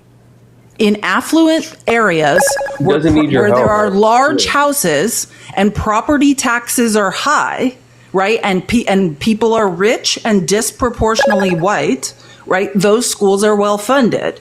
Obviously, in rural areas where white people are poor, right? Or I'm not done, Alex, I'm not done. We've covered it. You're continuing to act ignorant. No, so I'm not finished. You're or in urban districts where there are lower property taxes. No, I'm not done. I do. Are you kidding me? It's called using context. Everything. Sorry. So again, yeah, I know. Alex is the one with no facts. He's just coming up here trying to shit on. Why is it not city. fixed though? Why is it not fixed? Okay, so again, answered already. Yeah. No, I'm not done. I'm getting to how conservatives and Donald Trump have made it 100 times worse than before. School districts being funded by property taxes were bad, but we used the Department of Education and federal grant money to offset the disparity. Trump wants to abolish that to make it so poor people, whether black or brown, have less access to education. And then not only that, that's not enough though for rich white conservatives. Let's make sure they really have no chance at education and upward mobility. And then they came up with school vouchers in the South, right? The tax money follows the child, right? Let's actually drain the public schools of money and let them take those thousands of dollars to private schools. And that school voucher systems are disproportionately used by rich white children. So if you care, which you don't, Alex, but if you cared about kids, I don't care if they're black or brown, you cared about disabled children, you cared about kids that didn't have access to capital and rich parents, then you would vote progressive. This is a progressive issue, but it's not about you caring about kids. So can I ask a question now? Can I get? I'm sure it will be absolutely asinine. Can I get a full question now? Yeah, like, are you guys? You've asked two, and we've answered two. This is a debate. When do we get to start asking you questions? Thank you so much for the galaxy. All right. So the question that I have for you to follow up to this conversation is: here we go. How come a city with all Democratic leadership cannot change it from a tax funding to an entire school funding? How come they can't change that? Because they don't want to. They just don't. Do you have evidence of that? Now we get to ask you questions now. Absolutely. What evidence do you have of this outside of your emotion? Okay, cool. Pull it up. So my evidence is that there's a Democratic governor. That's not what I asked you. 50 Democratic aldermen. Oh, that's not evidence. That's not evidence. That's an assumption. That's an assumption. So see, you came up here wanting to ask all the questions, but the minute that we press you on, you're making Can I just answer? I want to answer the question. I want to answer the question, which I already did, and I know you're not listening, Alex. So I'm going to answer again, and I'm going to give you a more specific answer.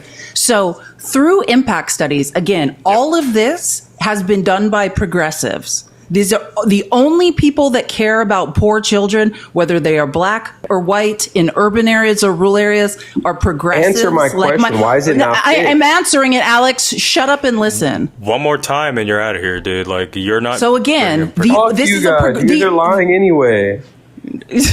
Bye, Alex. Anyways, so I'm going to answer Alex's question, even though it's completely disingenuous. Once impact studies were done, right, that's statistical mathematical analysis to determine, children in lower income areas have less access to education. They have less upward mobility, right? Their reading and math levels are lower. Once that was determined, then they said, what's the solution, right? And it's the federal government through things like Title IX and such to make sure there's equal opportunity. Trump has abolished all of equal opportunity. That is the point, to make sure there is no longer equal opportunity. Through the Department of Education, That was the solution to the problem that Alex keeps disingenuously bringing up. It's not a solution. There's not money. State taxes are too small. There's not money to fix that solution. The federal government came in and said, we will supplement those school districts with funding. Trump said, F that, I'm taking all of that away. I want to provide specifically upward mobility for rich, disproportionately middle class, and higher white children. That's your answer, Alex, but you are uneducated and a fool and are disingenuous. So if you have a problem and you care about poor children not having school lunch, not having school breakfast, it's harder to learn to read, it's harder to do math. I used to cry every day in my car when I was a second grade teacher because of that. I spent my entire check trying to give kids what they didn't have. If you care about that, then become a progressive and lobby against Donald Trump. Quick little mod announcement, guys. While Pickles is over here regenerating, we are still in a subwave, so I think we made like 4 rounds in, guys. Let's go ahead and keep subbing. J-Man, what's up, man? Hey, first of all, well, hey, what's up? First of all... No, J-Man, are you on your roof? Hey, I don't really like how y'all was talking just now. Okay. Yeah, facts. Well, yeah, I've talked to you before, so I know you're not interested in facts. The last time I talked to you as a black man, you were talking about welfare queens. Okay, right, and I had right. to explain to you that that's a racist trope developed by Ronald Reagan against black women. Okay, you gonna let me talk, or you just gonna? Oh wait, J-Man, did you change? Just reminding you of one of our interactions. J-Man, did you change your PFP, or am I talking to a different? Do you have dreads? Hey, can I talk or what? Do you have dreads? Talk about the topic. Can we talk about Trump or what? Okay, I remember who you are now. I cooked you on terrorist and you ran away. Okay, But yeah. you don't cook. Okay. Yeah. Hey, Anyway. look, I'm just a guy interested in robotics. Okay. Okay, J-Man, I remember who you are. That's really all I am. Just make your argument. What y'all think the future for this country gonna be like with his policies? Well, it's going to be really good if you're in the top 5%. Anybody else below that? You have to make a claim. That's a question. Okay, You make a claim. Okay, so look, I'm about to get the people need people like me. I ain't gonna lie to you. I'm gonna give to my community. I take like the money that I have, a lot of the money that I have, I take it and I give it to my community. Okay, I thought we were talking about Trump, not you. Yeah, well, no, Okay, yeah, so look, Trump empowered, he empowers a lot of the things that I'm going to do, like tech. He puts money into those things. Can you give us one example of him doing that? So I just want you to know. So I'm telling you, it's helping me. You know, Please bring evidence of what he did. You can say he did. From my experience. Oh my gosh, here we go. So,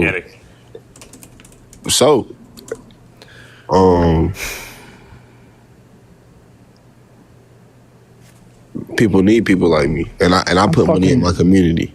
Enthralled with this conversation. I thought we're talking about Donald Trump, and you're over. All right, so let's talk about. You got to start from the beginning, J-Man, because I'm the only one that knows this. I've heard this before. J-Man purports to have a robot. Just tell them. Hey, Felice, do me a favor. Someone's about to call me. Can you let me back up? I'll take like 2 minutes. Oh yeah, yeah. Oh yeah, J-Man got he got a robot. And he refers to himself in third person. Oh, these are facts. What does the robot do? Can you tell us more about the robot? We're not gonna talk about my business right now. Wait, you're sleeping with the robot, aren't you? Nah, that's hey. Actually, shout out Real Bodies. Is it a sex doll? Real Bodies has a sex doll. I don't do those though. I don't really do those. I was right. I don't. Nah. Shout out to that company though, but I don't do those. What's her name? I don't do those.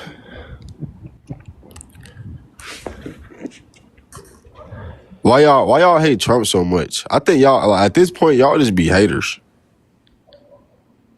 Definitely Felice, you be hating. Oh, I just am listing facts. I am a person who doesn't like people who have no idea what they are talking about, carrying water for somebody who is literally an uneducated, ignorant, malignant narcissist. Who's trying to rob us all. Everyone here, unless there happens to be some billionaire just listening to this, we are all being robbed by the same people. And so all I'm doing as a former teacher, historical researcher, someone who worked in advertising is just trying to educate people that we're all in the same boat. He's not even in here anymore. Oh, he's here. No, I'm trying to do research. He's on that devil's lettuce. No, I ain't no devil's lettuce. I ain't jumping out. I'm doing my research. When I used to talk to you, you would sit on your parents' roof. I'm finna have my own apartment. Smoking right now. No, I'm not even smoking. Yes, you are. It's so obvious. No judgment. I wish I was. Nah, Felice, like.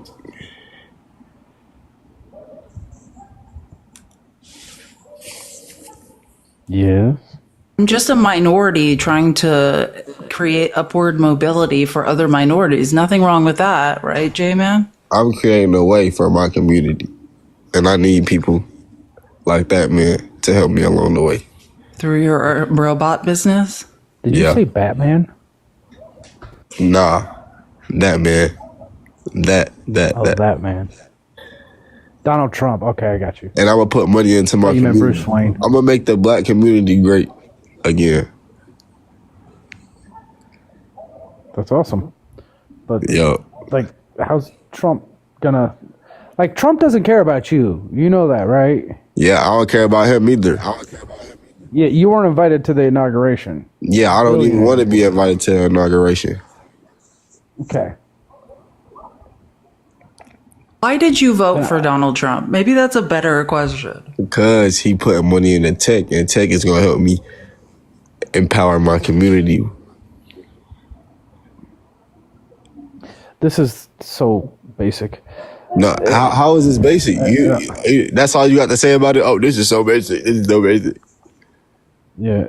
Like, I can tell you that like 98% of tech is white, right? 90% of tech are males. Like, if you think tech is about upward mobility for black people, I think you, as somebody that worked in San Francisco for a pre-IPO to post-IPO large tech company, I can tell you that there were, of the thousands of employees, there had to be, 20 black people. None of them were engineers. So, like, if you're under the impression that Donald Trump or anybody in the tech industry is empowering minorities, they are not. You know what did? When they started hiring minorities in the tech industry, it was DEI. It was federal legislation, and then they started hiring minorities and doing DEI trainings, and then Trump did away with that.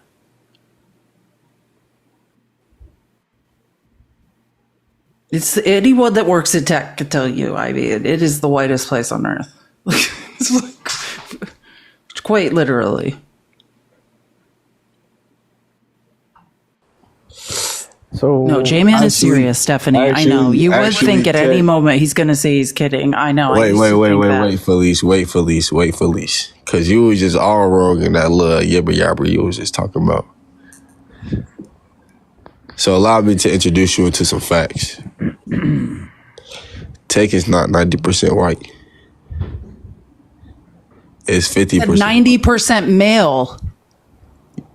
Okay, but it's 50% white. I was the 10% of women. I was the 10% of women that were disproportionately victims of SA. That was me.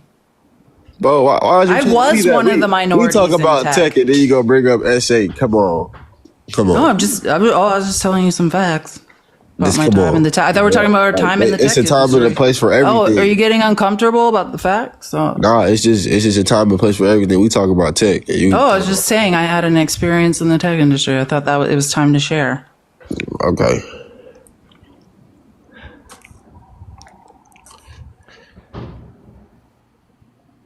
But I'm in the tech industry, and no, you are not. Okay. Sorry, I just have to call you. No, you're not. Okay. The money that is getting put into the tech community, I'm investing into it. And, when I make it in this community, I'm going to help my community out a lot. So that's why I voted for Trump.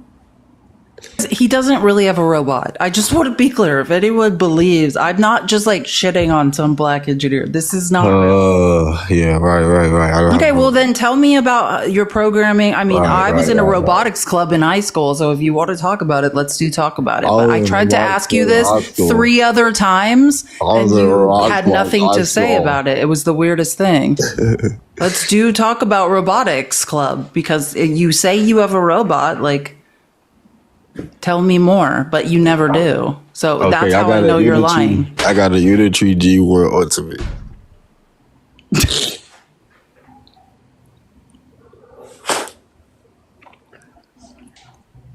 What did he say? What'd you say?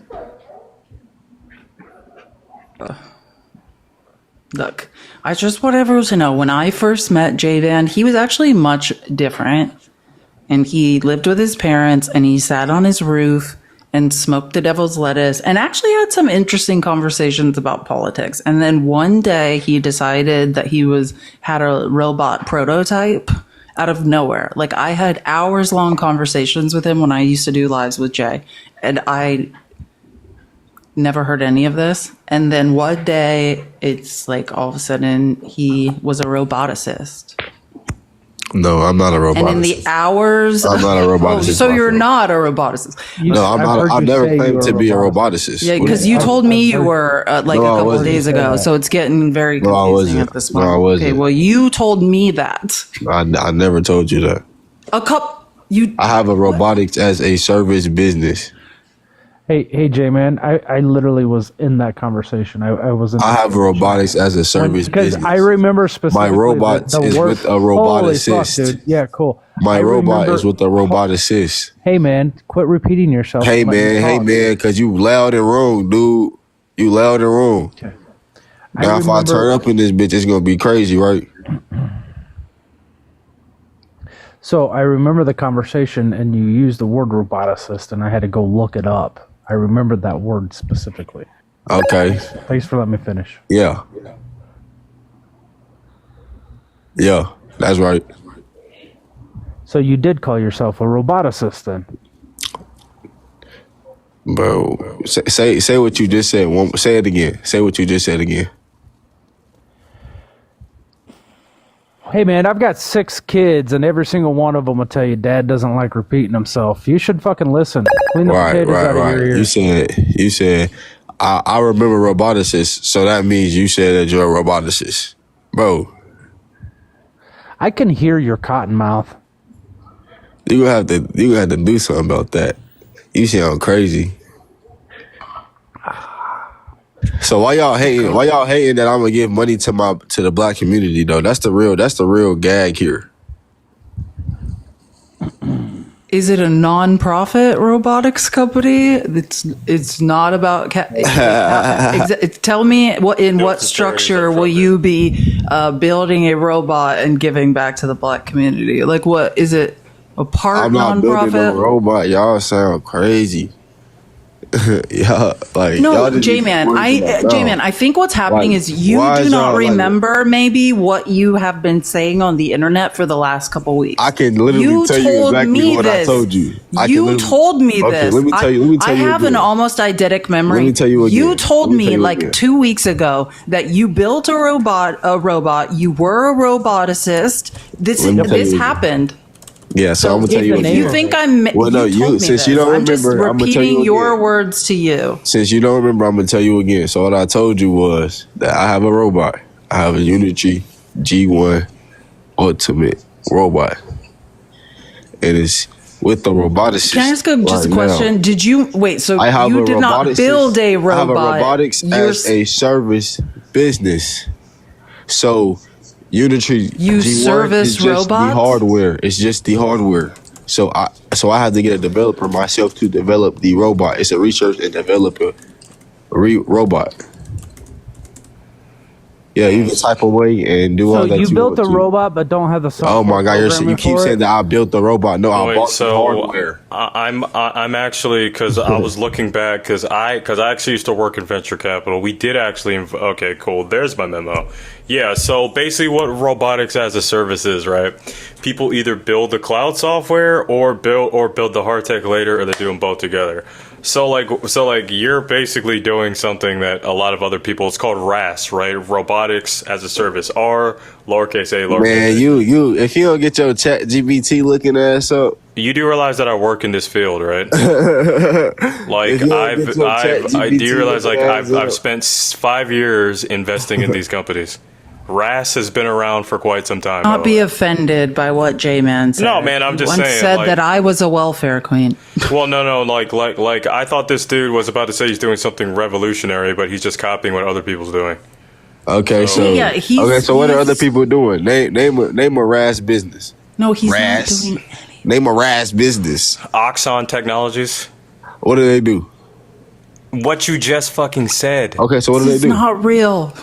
Okay, so they use robotics as a service when it comes to fuel. What's their service? Pickles is back. Yeah, using robotics for fuel purification to go put robots in environments that it's unsafe for humans to do it in. Don't give him ideas. That's not what he's I'm gonna doing. repeat That's to us not what next I'm week. doing. Well, I can name you about 17 other That's ones not that what I'm cover a doing. lot of other ones. And I can guarantee you none of them is doing what I'm doing. So you're just like Trump. You're gonna start a business and then like have it tank within like 3 months, right? Right, have it tank. Right. You sound like a hater. I think you should do a meme coin. Oh yeah, Sound- do a y'all meme sound- coin and make y'all people sound like haters. billions. Y'all of mad dollars. because I'm trying to put money in my community. You keep saying that. Biblical liberal. Hi, Pickles. I asked you, how is this going to benefit the black community? Pickles, I love how you were like sleeping while it had you in the background while police was just tearing through the squad. That's beautiful right there. Hey That's Pickles, I've been destroying your friends in the base all night. I think I need the head, dude. That was either happening or absolutely not happening. And man. Pickles can determine for himself what the truth is. I'm gonna guess that didn't happen, dude. Man, Pickles, I've been kicking their ass. Oh You jeez, like MAGA Pickles' with glasses? melanin's back in the request box. Again. Let him up. Can I get a conservative up here with me to debate against y'all? Can I get a Yeah, teammate? your sidekick is here. You guys might be able to start this robot business and get it off the ground together. And then have it crash in 3 months like Trump vodka, Trump steaks. Nah. Yeah, get them up here. They can rub Yo, those two brain cells together. I need a Maybe team. they'll See if they can put them together. You should know he is partially. I mean, for a black man, he might be racist. Who? Y'all not talking about J Wait. Man. No, we're talking about MAGA. MAGA with melanin. MAGA said that you're violent. Yeah. Yeah, You gonna said take that that? black men were disproportionately violent, and that's why they get arrested. Hey, so You wanna how y'all talk to feel him? about black dudes not having kids? I mean, not having dads growing up.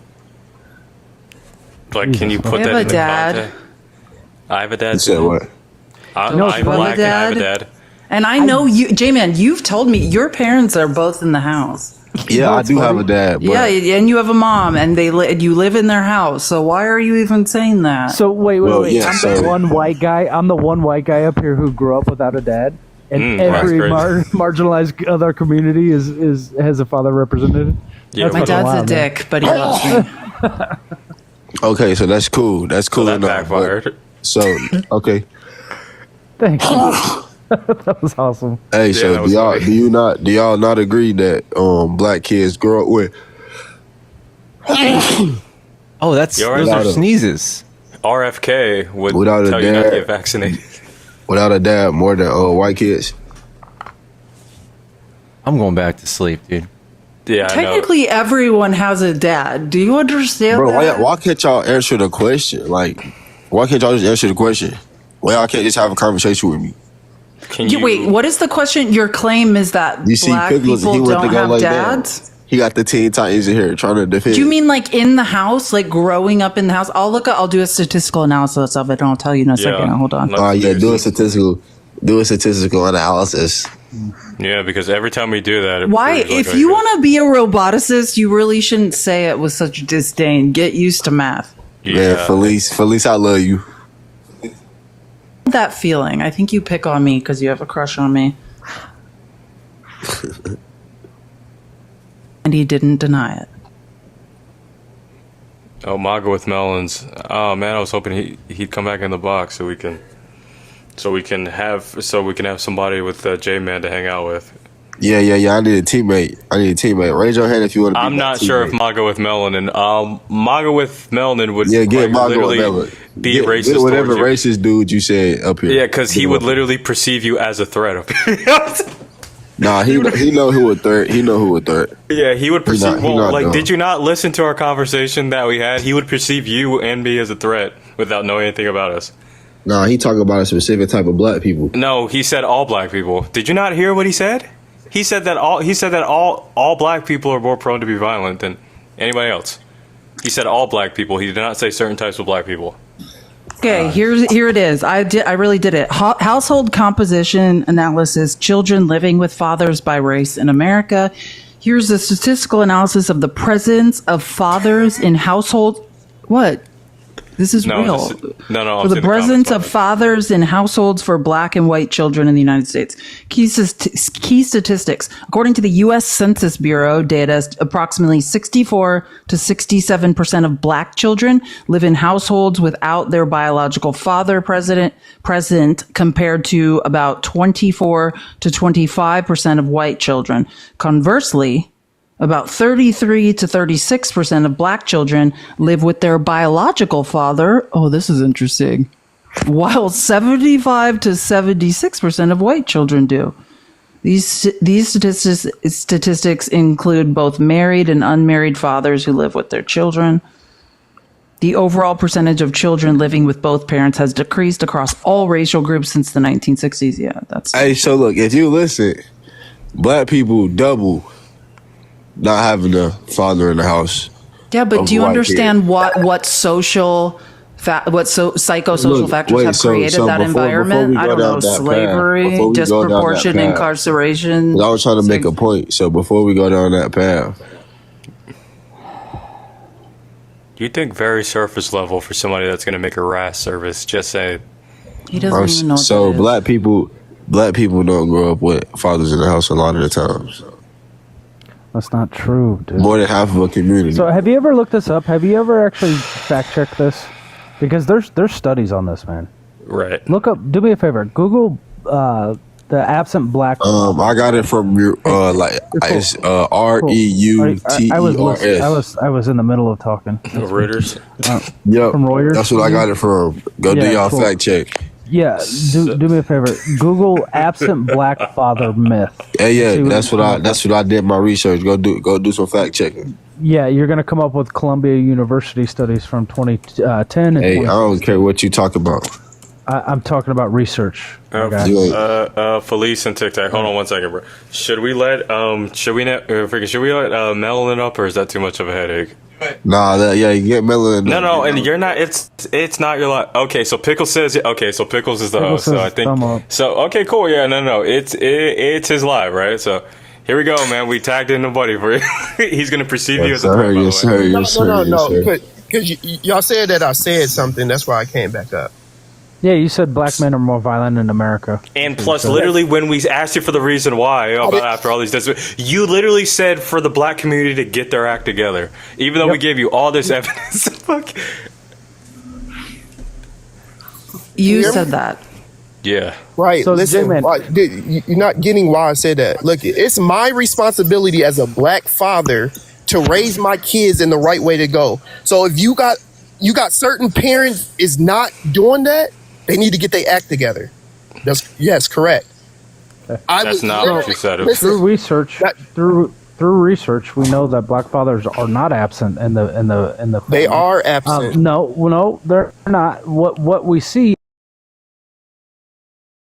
Shit, I am 100%. I am 100%. J-Man, attack him. I told you MAGA would come after you, Jay. So, like what we. Hey, nah, MAGA, I don't really like how you attacking people right now, attacking parents right now. Oh, geez. Okay. So the problem. Break it on, guys. Let them fight it out. The problem in the black community is that's not enough money flowing in our against us, like what with us. We don't keep no money in our community. Buy up the block. Buy up the block, MAGA. That's true. I actually agree Right? with that. Okay. Oh, that's You gonna true, take right? that? Look, that's true, right? But guess what? Louis Farrakhan been preaching that for years. Hey, black people, start utilizing, putting the money back into your community, just like Black Wall Street. Put the money back in. Do we do it? So who fault is that? Because we're Okay, not. can I educate you about Black Wall Street? Hold on. You're talking about Tulsa. You understand that was a race riot where they burned it down. Racists burned Black Wall Street to the ground. Like you and redistributed the wealth. Listen, like that's the point. Listen, I'm not. It's racism. We're not talking about why it's not here. Yes, it got burnt down, but how did it start? How did the KKK? What are you talking about? Listen, how did Black Wall Street start? How did you have black banks, black hospitals, black grocery during stores? Reconstruction, black people were allowed to have these things, and they succeeded so rapidly. Within 11-year period, black people succeeded so rapidly within the country. See, look, this the problem right here. It scared. Hold on, it scared. J-Man, holy shit! It scared the shit out of white people to the point where they literally burned down their city.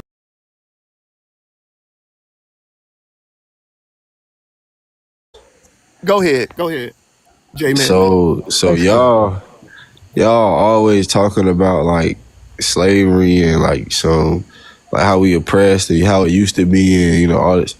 Like, bruh, like we gotta get over that shit for real. I don't know why black people hold wait. slavery Give me a so second. hard. Give me a second. Like, just like we really gotta adapt. Humans are one of the most adaptable creatures on the planet. If we adapt, and just like going with society, the money is in tech right now. So if more black people were into something like tech, or let's say, learning skills, I mean, it's room for them, and it's a whole lot of more stuff like real estate. Real estate is booming right now. If you got to go where the money is, and you got to put money into a community, and that's what I'm trying to do. And Trump is going to help me with that. But I think increasing your taxes. But I do think making your hard tech startup harder because tariffs are going to increase the price of your materials. So you're telling me that's going to make your robotics? Yeah, no, you're right. It is going to increase the price of robots a little bit. But and look into the inflation perspective because of what Trump is doing with tariffs. Like the Fed is not going to lower interest rates, so borrowing money is not going to be cheaper. So startups are less possible. Like Trump is doing the opposite of what it may. And already black and brown people disproportionately, it's harder to get loans. Right. That is the problem with capitalism. Right. Racism and access to capital is directly mathematically and statistically tied to racism. So how you feel about it's harder for black people to get loans, you said? Statistically, yes. Why is that? There were 7 banks in the last 3 years. Access to capital. So on a loan application, do they ask for a race? Gosh, this dude does. So I was expecting him to come up and provide like non-surface level things, but I do actually regret inviting him back up. Yeah. Go ahead and get him out. I vote him off. You said. I voted him off. I told you he was going to be hostile towards you, bro. You're getting voted off the island. Yeah. I'm hostile. What are you talking about? All right. I mean, J-Man said whatever.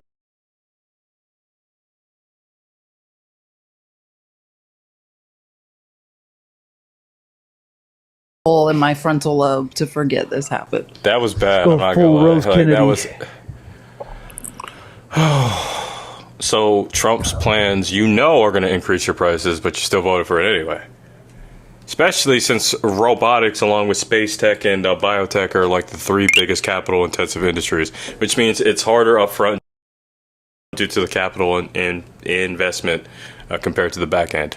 So right. You're saying it right, but you voted for that. That's what the terrorists are going to do. So the product is going to get more expensive. Okay, yes. But luckily for me, I made decisions and I save my money, and I'm still gonna be able to afford, whatever's gonna be. Rent is cheap on your parents' roof. Yeah, that's crazy. Right, I mean, that's one way to do it. That's one way to do it. All right, so how do y'all feel about me putting money into my community? Because Trump's not going to help you out. So. No, he's helping what I'm going into. Can you explain? So we've already conceded with the tariffs, right? So the tariffs are going to increase what's called your capital expenditures, which would be, like the metal or the circuitry, the semiconductors, right? Actually, one person that did actually help you with the semiconductors, Biden Harris through the Chips and Science Act, by the way, they did actually help you with that. But Trump, on the other hand, is going to increase the prices of the materials that actually put your robot together. I buy computer chips. Yeah. So how do y'all feel about the gold card? Are you kidding me? It's a terrible idea. I think that's like a great idea. Having people override FOIC to open us more, have an increased chance of the United States being open to espionage. Give people jobs. How does it go? Wait. Can you please run that logic for me?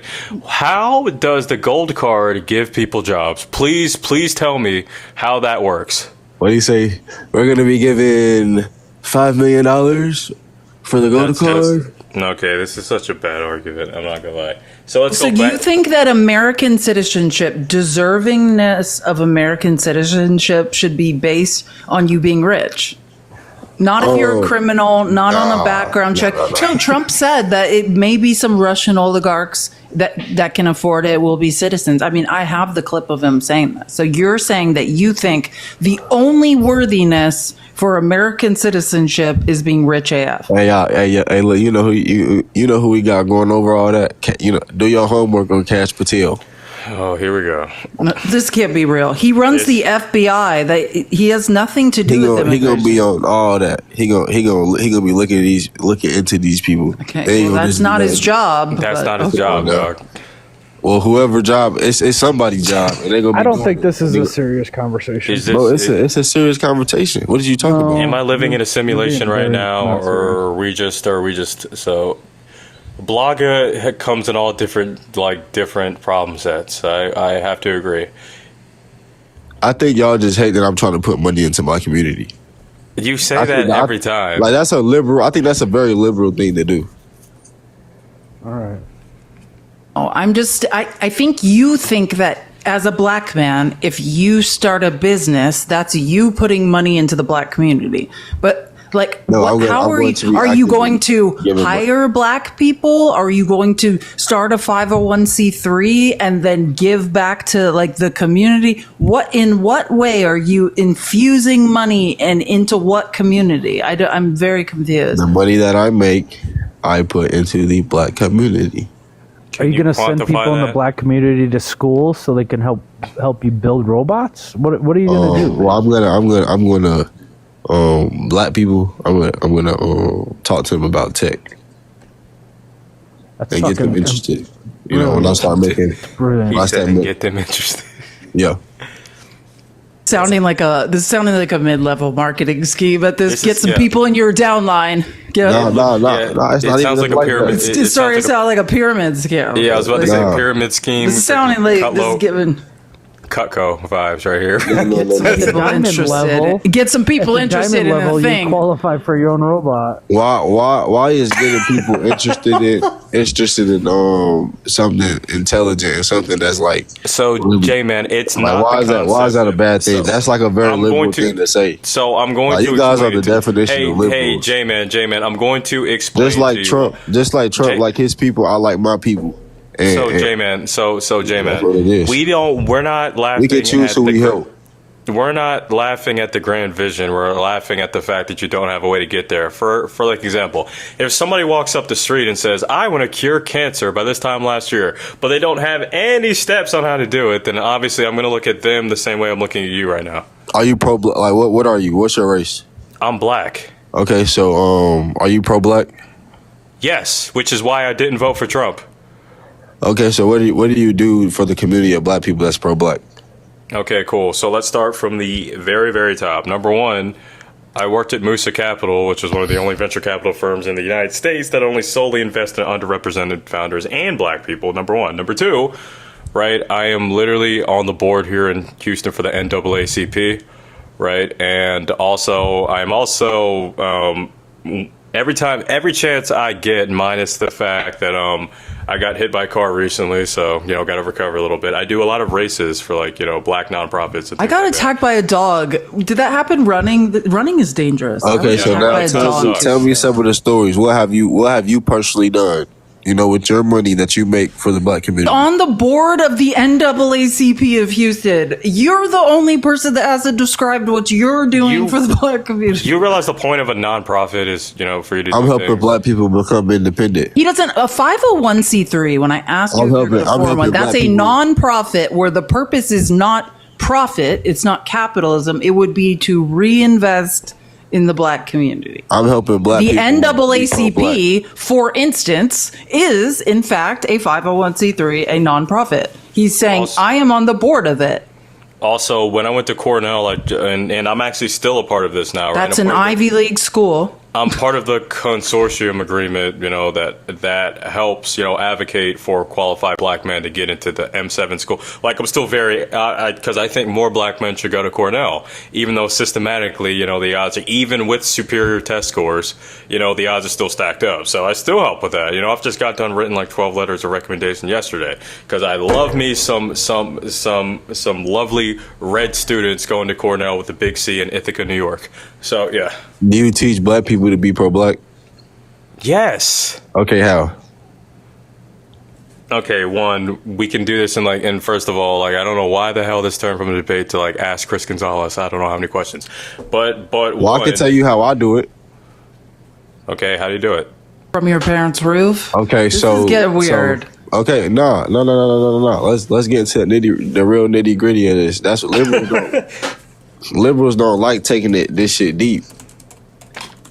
Because y'all know y'all be wrong too. I can see why Pickles went back to bed, because not much surface besides surface level things here. I don't have much to add. Okay, so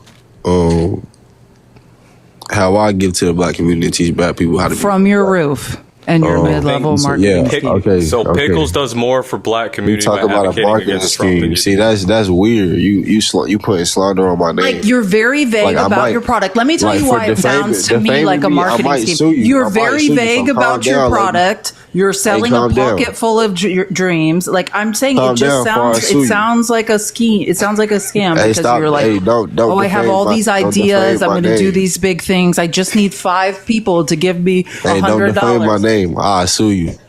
I don't know your name, so that would be hard. He said it. He said, I'll sue you.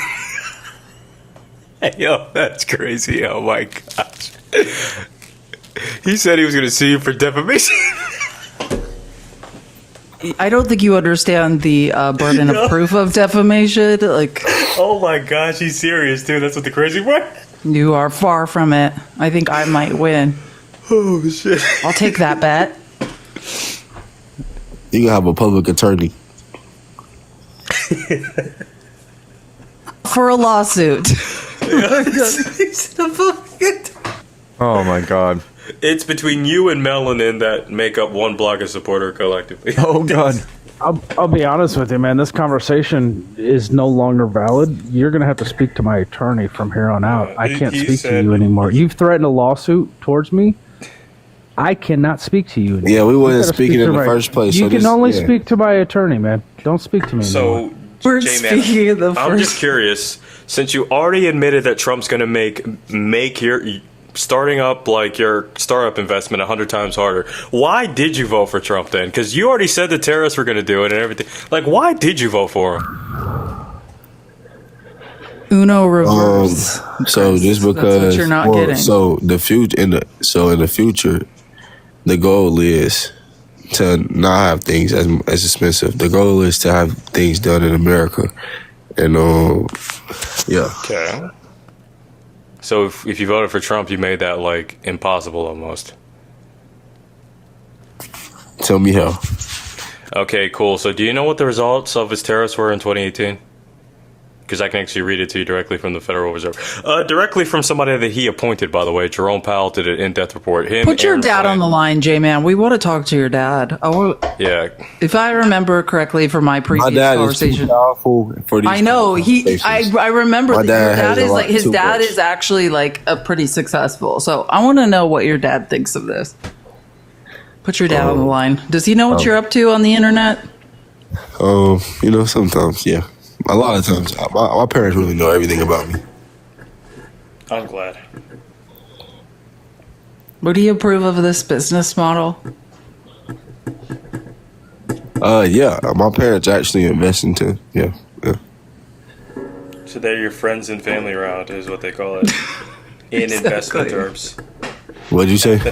So The friends and family round of funding. Yeah, so yep, that's what we call it.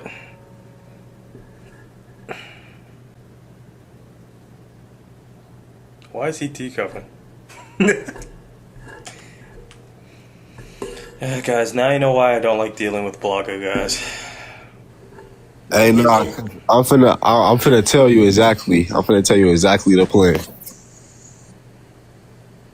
Go ahead. We're ready. Give me 1 second. Give me 1 second. Hold on.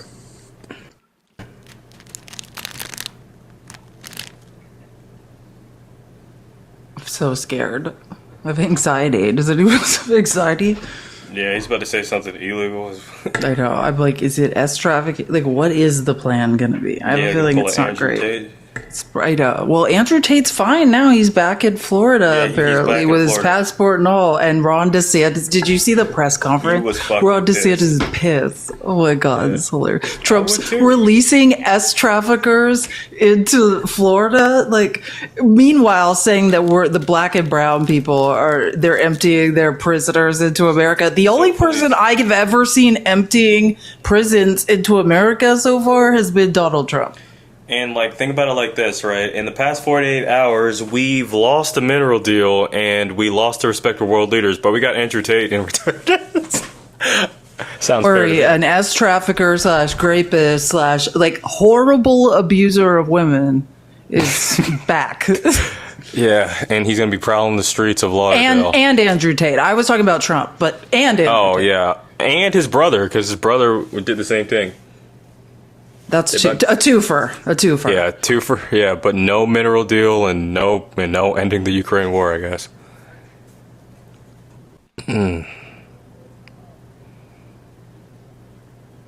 He's looking up a business plan. J-Man, He's Googling a J-Man. robot business plan. You almost have to like J-Man because it's is this, I don't get it. Are we doing a one-man show or I still am not sure. Well, I tried to get Melanin to come help him out, but he ended up getting hostile with him. He said he wanted to vote her off the island. I think he didn't like the competition.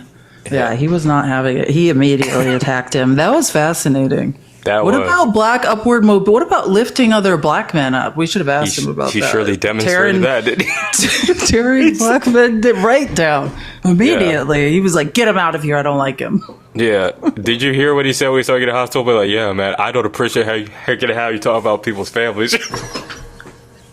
Yo, he turned into attack mode.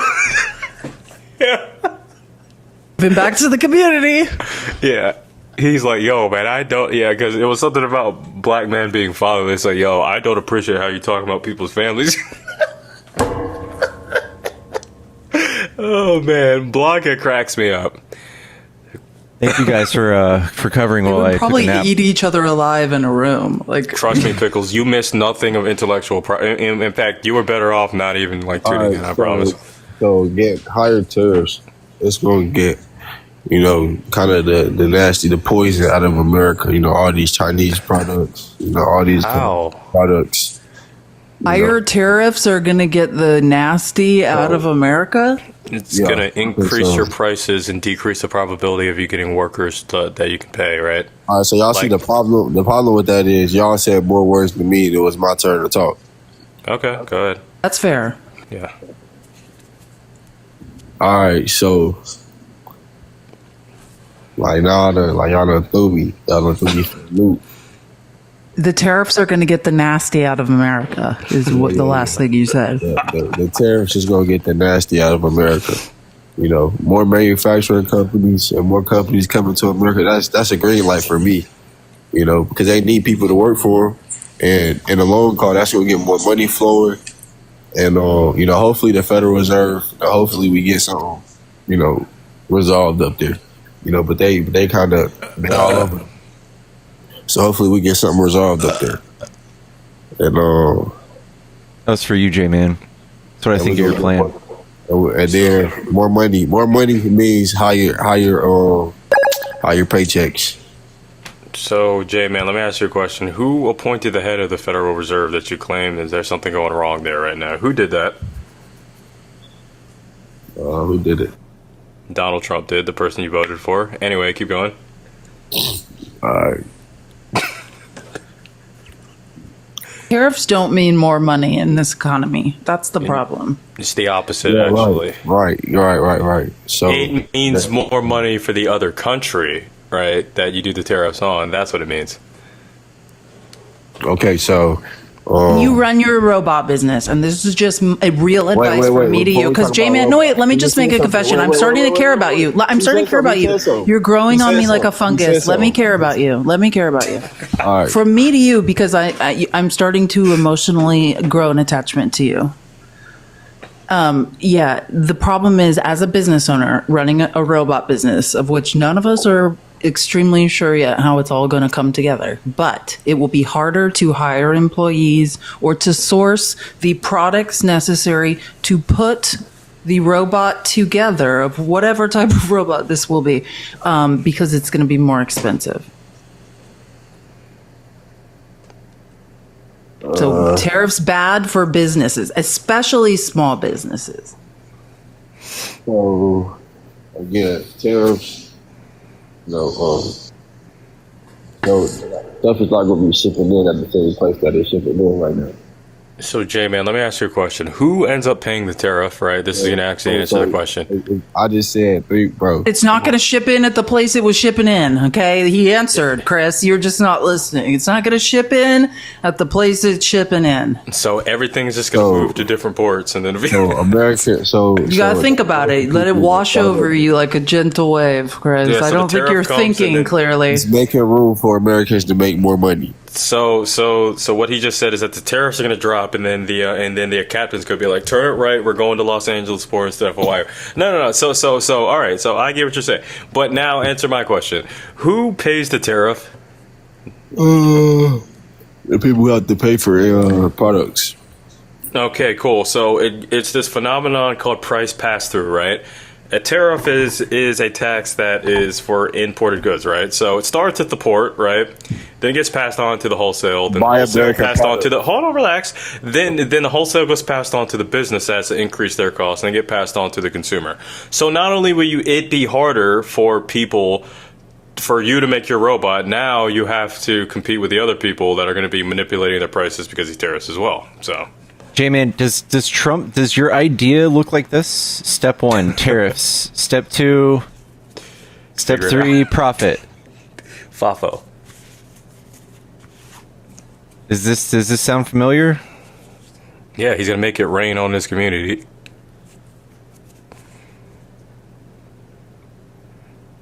Yeah, this looks. You just illustrated 2018 perfectly.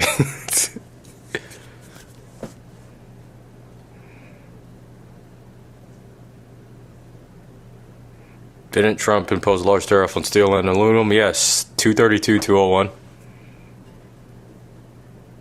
All right, I do want to. I want to get rid of J-Man here soon. He's been up for about an hour. Hey man, it's up to you. I don't really think we're debating right now, I'll be honest. Yeah. This wasn't really a debate. Guys, if you're a Trump supporter, hop in the box, come debate.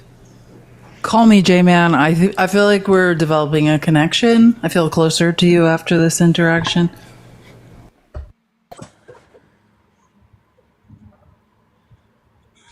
Hello, Dill? Hello. Hi, are you a Trump supporter? I am. All right, what do you like about Trump? I like his charisma. I like his energy. I like the way he treats our American society.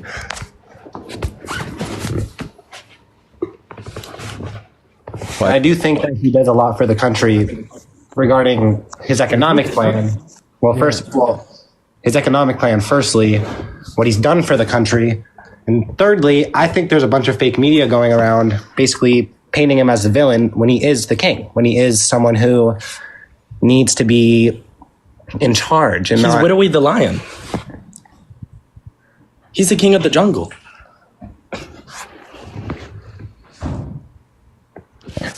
You know, lions don't live in jungles, right?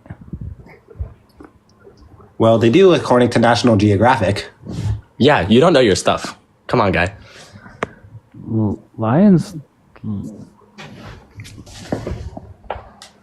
Let's get back to politics. Yeah, we're a little off topic here. Tigers live in jungles, big guy.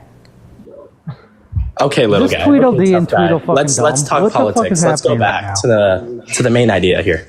There are not jungles in Africa, though. The lions live on savannas, I believe, would be technically more Okay, correct. that's great and all. You make a great valid point. Okay, I very And much jungles, appreciate your voice, largely and more found we in are South going back to the America, topic. where there are jaguars. I used to live there. And then Bengali tigers are more native to places like Bangladesh. Interesting point. Okay, I'm just saying. My friend here wants to say something. All right, this is a prankster. This is a prankster. You darn kids. At least watch The Lion King.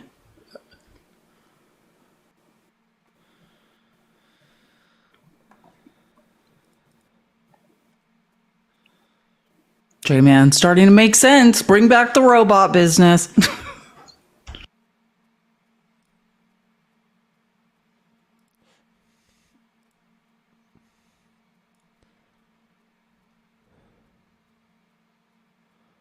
Was Mufasa any good? Is it? Wait, is that out? Is that like the prequel or something? It's like the story of like Mufasa. It's I've seen it on some websites. Yeah, I think it's like a prequel or something. I saw like it's out. Oh man, maybe I should watch that. Next time I'm on the Devil's Lettuce, I might watch that. Is it sad? Like, is there a stampede? I can't do it. I don't want to see animals running over another animal. Oh, there's crying. See, I knew it. I knew that. It's like, why do they do that? It's hard out there in the savannah. Oh, not this guy. We just had an entire emotional it? roller coaster in the last 30 seconds from Felice. I'm sorry, it's hard. She was excited, and then she was down, and then she was sad, and then what's up, I have a lot of feelings. I'm back. Okay, let's get down to business here before you kick me out. Okay, tell me why you don't like Daddy Trump. Because he has bad economic policy. You one of these people that says Trump's your daddy in like a really like almost sexual way. No. Men Not do sexual. this. He's widowing my daddy. Like, I think he's my daddy. I'm uncomfortable. I'm uncomfortable that you don't think he's my daddy. You're not funny. Trey with the 12 months. Trey. No, I mean I've taken like an abnormal sexuality class and like Okay, Felicia, we get I've it. studied this. One of them No. they thems, aren't you? No, an abnormal psych class. Like I think I've studied someone like you. Like abnormal psychology. It's a thing. You should look into it. You can get college credit for it. I did. Wow. Well, guys. Why are so many like 19-year-old children attracted to your lives? I don't know. I kind of like it though. I like it because like otherwise, like sometimes I think people who debate on TikTok talk to like the same boring people. I mean, you've got people with robot businesses and all sorts of things. Yeah. No, I but it is agree. like he's coming back, like daddy's home. Like there are psychological papers you can Google this about why you're like this. So there's articles written about these people who are like, daddy's home and he's going to take his belt off and spank you. I heard somebody say that on Fox the other day. And I was like, these people are strange. Like, maybe I'm disarming, like Anthony says. Just a little. you are. No, a man on Fox, I'm trying to remember who it was like Trump's home. Your daddy's home now and he's going to take his belt off and spank you. I'm like, don't project your weird fantasies onto others. I think I might restart the stream. I might do that. Yeah, I got tired earlier because I ate too much. I don't know. Here we are. Maybe it was Mel Gibson. It was someone like an actor. Maybe it was some people. Maybe it was Mel Gibson. But yeah, a lot of them say it.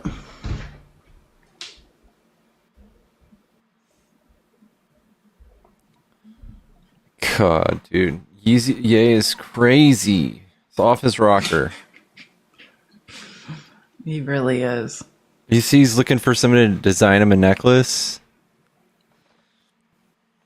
Oh, God. What kind? Guess. Don't tell me. Just guess. I don't want to know. It's what you think it is. I was listening. Don't judge. I have to keep an eye on the racists. X for my own sanity. And like Nick Fuentes, I was watching like in one of Nick Fuentes' podcasts, and he's like, I used to write like schmaltzy propaganda speeches for Ye. And he's like, I think it's gone too far for me. He's like, I'm now uncomfortable. He's like, I think we're doing too many of these salutes. And he's like, I used to be that, like, he's like, I was on this train. And he's like, it's getting weird even for me now. Yeah, he wants to make the bad people signal necklace. He's like, submit your design to this. Like, he's searching hard. Not. Yeah. Where's Kim Kardashian? Can you do something about this, man? It's time for a conservatorship. I mean, I was on the free Britney train, but I'm on the imprisoned Kanye train also. Someone, time to get Kanye off the internet. Just make him a prison that looks like a music studio, or that is a music studio, so that that looks like a music. And just make him think he's on the internet, but he's not. I mean, good things will come out of it. Well, my problem is this: like I have mental health issues. Like, I had shitty parents. I was horrifically abused, and I'm not a schmatzi. Like, stop pretending mental health issues are an excuse to be awful. Like, it's not. I promise I will go toe to toe with anyone's trauma. Like, I should, like, if trauma leads you to be a schmatzi, then I should be one, and somehow I'm still not. Like, so it bothers me that people are like, oh, but like he's bipolar, like, or he has mental health problems. Like, who doesn't have mental health problems in America? Like, I'm still not a horrific person, like, trying to discriminate against others, and I have mental health problems. Sometimes I don't sleep for days. Like, I'm not like someone designed me a Shetler necklace. Jay Monet, thank you so much for the sub. Yeah, I think we might restart. Let's make it a double doozy night of streams. I don't have a life. You you down, Felice? Yeah, I really don't have anything going on. All right, let's do it. Chat. I don't know where Chris went, but yeah, we will be right back. Where did Chris go? He does the Irish exit all the time. We were in voice chat last night. He did the same thing. Guys, follow the stream if you enjoy these debates. We will be right back with more. We'll see if we can get the algo going. When we come back, just make sure to tap away. We'll see y'all soon.